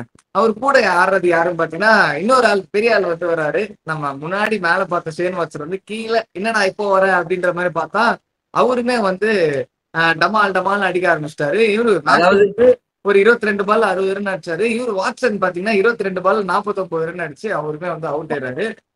ரெண்டு பேருமே வந்து சரியான இன்னிங்ஸ். இந்த மேட்ச் பாத்தீங்கன்னா என்ன கோவத்துல வந்தாலும் தெரியல, அப்படியே மேட்சோட மொமெண்டம் மாத்திட்டாங்க. ரெண்டு பேருமே மாத்தி விட்டு போயிட்டாங்க. இப்பதான் மேட்ச் முடிஞ்சிச்சுப்பா, ஜாலியா இருக்கு, ஒரு 100-150 ரன் கிட்ட இருக்கு, எல்லாம் முடிச்சால்தான் ரேப் அப் பண்ணிடுங்க அப்படின்னு நினைச்சிட்டு இருந்த வேலையில் ஒருத்தன் என்ன சம்பந்தமே இல்லாம ஒருத்தன் வந்தான். கிளின் மெக்கைன்னு ஒருத்தன் வந்தா, ஃபாக்ஸ்னர் ஆல்ரெடி ஆடிட்டு இருந்தாரா, இவர் மருந்து ஏதோ பொறுமையா அடிச்சுன்னு இருந்தாரு, டமால் டமால்னு சொல்லிட்டு கிளின் மெக்கை வந்து பொறுமையா டாட் ஆடிட்டு ஒரு 10 பால் 1 ரன் 2 ரன் அந்த மாதிரி ஆடிட்டு இருந்த மனுஷன் அடுத்த எண்ட்ல பார்த்தா ஃபாக்னர் என்ன ஆச்சுன்னே தெரியல, டமால் டமால் 6-4 சொல்லிட்டு பெட்டி பெட்டி அடிச்சிருந்தாரு. ஒரு கட்டத்துல கிளின் மெக்கை வந்து 20 ரன்னு, ஃபாக்னர் வந்து அவர் செஞ்சுரியே கம்ப்ளீட் பண்ணிட்டாரு. அதுவும் பாத்தீங்கன்னா நம்ம விராட் கோலி சொன்னோம்ல, லைக் வந்து fastest Indian to score century second ஓடியில பார்த்தோம். அந்த மாதிரி இப்போ ஃபாக்னர் வந்து பாத்தீங்கன்னா fastest Australia to score century இந்த சீரீஸ்ல பார்க்காத ரெக்கார்டே இல்லைங்க. 61 பால் செஞ்சுரி. நான் பார்த்தோன்னா ஷாக், என்னடா இவர் தான் வந்து ஆஸ்திரேலியால ஃபாஸ்டஸ்ட் ஓடிஐ செஞ்சுரியா அப்படின்னு சொல்லிட்டு. ஃபாக்னர் யாரு, ஒரு போலிங் ஆல்ரவுண்டர், அவரை பிடிச்சி சரியான இன்னிங்ஸ்ங்க. அதான் சொல்றேன், மெயின் இரவா ஆயிருக்க வேண்டியது மிஸ் ஆயிட்டாப்ல. அதுவும் இல்லாம ஒரு இன்ட்ரெஸ்டிங் ஃபேக்டர்னா, இதுதான் ஜேம்ஸ் ஃபாக்னரோட ஃபர்ஸ்ட் எவர் செஞ்சுரி. என்னடா இன்டர்நேஷனல் கிரிக்கெட்னு கேட்காதீங்க, டொமஸ்டிக்ல அந்த மனுஷன் செஞ்சுரி அடிக்கல, இந்தியாவை போட்டு பெரட்டி வச்சு ஃபாஸ்டஸ்ட் செஞ்சுரி ஆஸ்திரேலியா. ஐயோ என்னடா ரெக்கார்டு இது. மேட்சே வந்து முடிய போற டைம்ல வந்து இவர் வந்து ஒரு ஒளி விளக்கு மாதிரி திகழ்ந்து வந்து நாதன் கவுண்டர் எல்லாம் அடிப்பாருன்னு எதிர்பார்த்தோம். ஆனா அவரு நிக்கல, ஒரு 6 ரன்ல அவுட் ஆயிட்டார் நடுவுல. அதுக்கப்புறம் தான் கிளின் மெக்கே வந்தாரு. ரெண்டு பேருமே சூப்பர். ஒரு 80 பார்ட்னர்ஷிப் வச்சிருப்பாங்கன்னு நினைக்கிறேன். ஆக்சுவலி 80 எல்லாம் இல்ல ப்ரோ, நீ வேற 115 ரன் பார்ட்னர்ஷிப். அது ஆக்சுவலி அந்த சமயத்துல வந்து ஹையஸ்ட் எவர் பார்ட்னர்ஷிப்பா தான் இருந்துச்சு ஆஸ்திரேலியாவுக்கு. அது ஆக்சுவலி பார்ட்னர்ஷிப் வந்தது பெரிய விஷயம் இல்ல, அந்த பேஸ் தான் அங்க. ஓகேவா, 20 ஓவர்ல 150 ரன் அடிக்கணுமா இருந்துச்சு. இந்த பார்ட்னர்ஷிப் இந்த அவுட் ஆகுது அப்புறம் பார்ப்போம் சரிங்களா. ஒரு கட்டத்துல வந்து பாத்தீங்கன்னா ரெக்வயர்ட் ரன் ரேட் வந்து 9-10 போயிட்டு இருந்த ரெக்வயர்ட் திடீர்னு 7.5 வந்து நின்னுச்சு. 56 ரன் அந்த மாதிரி இருந்துச்சு. நடுவுல கொஞ்சம் டைட்டா போட்டாங்க ஆக்சுவலி புவனேஸ்வர் குமார் ஜடேஜா. ஒரு 4 ஓவர்ல வந்து ஒரு 13-14 ரன் தான் கன்சிடர் பண்ணுவாங்க. அதை மைனஸ் பண்ணி பார்த்தோம்னா ஆக்சுவலி அந்த ஓவர்ஸ் தான் பிரஷர் கிரியேட் பண்ணுச்சு சரிங்களா. அந்த ஓவர்ஸ்ல மட்டும் இவங்க அடிச்சிருந்தாங்கன்னு வச்சுக்கோங்களேன், கண்டிப்பா இந்த மேட்ச் வந்து ஃபாக்னர் முடிச்சிருப்பாருங்க, மேட்சே திருப்பி போட்டிருப்பாரு உண்மையிலே. ஆனா நல்ல வேலைகள் ஜடேஜா வந்து comes in and gives a break through. Clint McKay வந்து டிஸ்மிஸ் பண்றாரு ஜடேஜா. அதுவும் எப்படி அவருடைய ஃபைனல் பால் ஆஃப் ஹிஸ் ஸ்பெல்ல 9.5 கரெக்டா இருக்கிறப்போ கிளின் மெக்கே விக்கெட், இந்த 118 runs partnership finally gets broken. Clint McKay ஒரு டீசென்டான இன்னிங்ஸ், 37 பால்ஸ்ல 18 ரன்ஸ். அந்த டைம்ல ஒரு ஸ்டாண்ட் தான் முக்கியம், அதை கொடுத்துட்டு அவர் வந்து அவுட் ஆயிடுறாரு. அடுத்த ஓவர் பாத்தீங்கன்னா நம்ம சம்மி இந்த மேட்ச் நாயகன்னே சொல்லலாம். அவர் தான் மெயினான பிரேக் த்ரூ எடுத்து கொடுத்தது. ஃபாக்னருக்கு அவரோட ஃபர்ஸ்ட் பால் போடுறாரு, லோ ஃபுல் டாஸ் போடுறாரு, நல்லா இழுத்து அடிக்கிறாரு, அவ்வளவுதான் போச்சு, எங்கேயோ போச்சு அப்படின்னு பார்த்தா நல்லால ஷிகர் தவான் ஒரு சூப்பரான கேட்ச், ரன்னிங்ல போயிட்டு அப்படியே சைட்ல போய் பிடிப்பாரு. நல்ல கேட்ச் பை ஷிகர் தவான். ஒரு எக்ஸப்ஷனலான innings comes to 73 balls 116 at crucial situation. பயங்கரமான இன்னிங்ஸ். மேட்சே இந்த ஒரு டைம்ல வந்து இந்தியன்ஸ் எல்லாம் அங்க இருந்த ஸ்டேடியம்ல எல்லாம் இருக்கிற எல்லாருமே வந்து என்னடா ஆஸ்திரேலியா அப்படின்னு அள்ளு விட்டுருச்சுங்க. நான் பார்க்கும்போது எனக்கு ஞாபகம் இருக்காட்டா ஒரு 50 ரன் என்னமோ இருக்குங்க, முஸ்டி எத்தனை 2 விக்கெட் இருந்துச்சு. நல்ல வேலை ஜடேஜா அந்த பிரேக் த்ரூ கொடுத்து அதுக்கப்புறம் சம்மி வந்து ஃபாக்னர் அவுட் ஆகிட்டு மேட்சை வந்து வைண்ட் அப் பண்ணிடுவாங்க. இன்னொரு ரன்ல பாத்தீங்கன்னா நம்மளோட ஆஸ்திரேலியன் பிரைம் ஸ்பின்னர் வந்து ஒண்ணுமே பண்ணாம சும்மா வந்து வேடிக்கை பார்த்துட்டு போயிட்டு இருப்பாரு. சீரிஸ் ஃபுல்லாவே அவர் அதான் பண்ணாருன்னு நினைக்கிறேன், if I am not wrong. Series ஃபுல்லாவே அதான் பண்ணிட்டு இருந்தாரு, வேற ஒன்றும் பண்ண முடியல பாவம். ஒரு சூப்பரான மேட்ச் கம்ஸ் டு 57 ரன்ல தான் வந்து இந்தியா ஜெயிச்சிருப்பாங்க. ஆக்சுவலி 57 ரன் தான் ஏன் சொல்றேன்னா, அது இருந்த மார்ஜின் வந்து ஜாஸ்தி. 20 ஓவர் 180, ஆக்சுவலி 7 விக்கெட் தான் இருக்கு, 2 விக்கெட் தான் இருக்கு. 7-8 விக்கெட் போயிடுச்சுன்ற நிலைமையில அதை எடுத்துட்டு வந்ததுதான் பெரிய விஷயம். எங்க ஆஸ்திரேலியா கடைசி வரைக்கும் விடவே இல்லை. தே ஃபாட். அந்த நல்ல மேட்சை பத்தி தான் சொல்லணும் நினைச்சோம். அந்த மேட்சை விடுங்க, இந்த சீரீஸை பத்தி வாங்க. சோ இந்தியா வந்து 3-2 இந்த சீரீஸ் ஒரு வழியா ஜெயிக்கிறாங்க. இந்த சீரீஸ் பத்தி யோசிக்கிறப்போ what a roller coaster it was. நம்ம வந்து 350 2 தடவை சேஸ் பண்ணாங்க இந்தியா. அது 350 அடிச்சதே ஃபர்ஸ்ட் ஆஸ்திரேலியா வேற லெவல் சரிங்களா. அதுக்கப்புறம் திரும்ப கடைசி மேட்ச்ல வந்து 383 அடிச்சு அதுவும் 10வது லெவலுக்கு ஆஸ்திரேலியா ஆல்மோஸ்ட் சேஸ் பண்ற அளவுக்கு போச்சு அப்படின்னா வாட் அ கிரேட் சீரீஸ். நம்ம ஃபர்ஸ்டே சொன்ன மாதிரி தான், நீங்க வந்து யார் ஃபேனா இருக்கீங்கன்றது முக்கியமே கிடையாது. நீங்க எந்த ஃபேனா இருந்தாலுமே இந்த மேட்ச்ல உங்களுக்கு கண்டென்ட் இருந்திருக்கும். அந்த அளவுக்கு வந்து ஒரு ப்ராப்பரான ஒரு சீரீஸ். இந்த சீரீஸ்ல வந்து பாத்தீங்கன்னா மேன் ஆஃப் த மேட்ச் கடைசியில வந்து அஃப்கோர்ஸ் நம்ம வந்து ஹரிஸ் நிறைய பேரை வந்து ஆட்ட நாயகன் சொல்லியிருப்பாங்க. ஆனா உண்மையிலேயே ஆட்ட நாயகன் வந்து ரோஹித் சர்மா தான் அன்டவுட்டட்லி.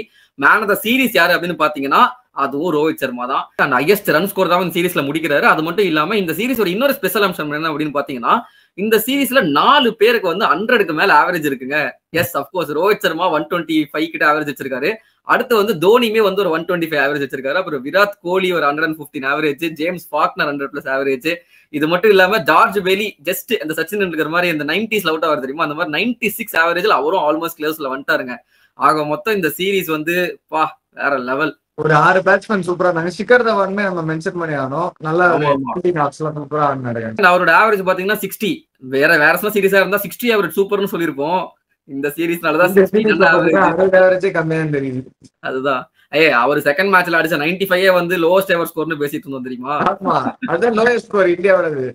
அந்த மேட்ச்ல ஒரு சூப்பரான சீரிஸ் கம்ஸ் டு ஒன். இந்த மாதிரி சீரிஸ்ல பார்க்க முடியுமான்னு தெரியல. ஆக்சுவலி ஐசிசி வந்து இந்த 7 மேட்ச் சீரிஸையும் டிஸ்கண்டினியூ பண்ணாங்கன்னே தெரியல. அது சூப்பரா இருக்கும். அது வந்து மேட்சுக்கு மேட்ச் வேற லெவல் போகும். திரும்ப கண்டிப்பா 7 மேட்ச் சீரிஸ்லாம் வச்சா நானும் எல்லா மேட்சும் சூப்பரா பாப்பாங்க. நல்ல மழை காலத்துல இவங்க 7 மேட்ச் சீரிஸ், நீங்க 7 மேட்ச் வச்சா ஒரு 5 மேட்ச் தான் நடக்கும். அதுதான் போகும்படி வச்சிருப்பாங்க போல. ஓகேங்க, இந்த சீரிஸ் தான் சொல்லணும்னு நினைச்சோம். எங்களுக்குமே ஆக்சுவலி ஒரு மெமரி இருக்கு. நான் பரத் வந்து ஃபர்ஸ்ட் அப்பதான் மீட் பண்ணோம். நாங்க ஏரியால வந்து கிரிக்கெட் விளையாடுறோம் இந்த பசங்க. அப்பதான் வந்து பரத் வந்து எங்க ஏரியாவுக்கு வரோம். அப்பதான் நாங்க கிரிக்கெட் எல்லாம் பார்த்து ஒன்னா பேச ஆரம்பிச்சோம் கிரிக்கெட். ஸோ அப்போ 2013 நடந்த ஒரு மேட்ச் எங்களுக்குமே வந்து ஒரு ஸ்பெஷலான மேட்ச். நீங்க நிறைய பேர் அந்த டைம்ல பாத்துருந்தீங்கன்னா தெரிஞ்சிருக்கும். ஸ்கூல் டைம் எல்லாம் நீங்க பாத்துருக்கீங்க. நல்ல மெமரிஸா இருந்திருக்கும். அதெல்லாம் ஷேர் பண்ணுங்க, நீங்க எந்த டைம்ல பாத்தீங்க அப்படின்னு சொல்லிட்டு கமெண்ட் செக்ஷன்ல சொல்லுங்க. இது மாதிரி இன்ட்ரெஸ்டிங்கான ஐகானிக் மேட்சஸ் வந்து நிறைய பார்க்கணும்னு நினைச்சீங்கன்னா அந்த மேட்ச் சீரிஸ் எதுவாக இருந்தாலும் நீங்க கமெண்ட் செக்ஷன்ல சொல்லுங்க, நம்ம டிஸ்கஸ் பண்ணுவோம். இன்ட்ரெஸ்டிங்கான வீடியோஸ் பார்த்துக்கிட்டே இருக்கணும், நல்ல கண்டென்ட் பார்த்துக்கிட்டே இருக்கணும், அப் டு டேட் இருக்கணும் அப்படின்னு நினைச்சீங்கன்னா கிரிக்கெட் மட்டும் ஒரு சப்ஸ்கிரைப் மட்டும் பண்ணி விட்டுருங்களேன். ஏன்னா சின்ன பசங்க நாங்க, எங்களை சப்ஸ்கிரைப் பண்ணுங்க.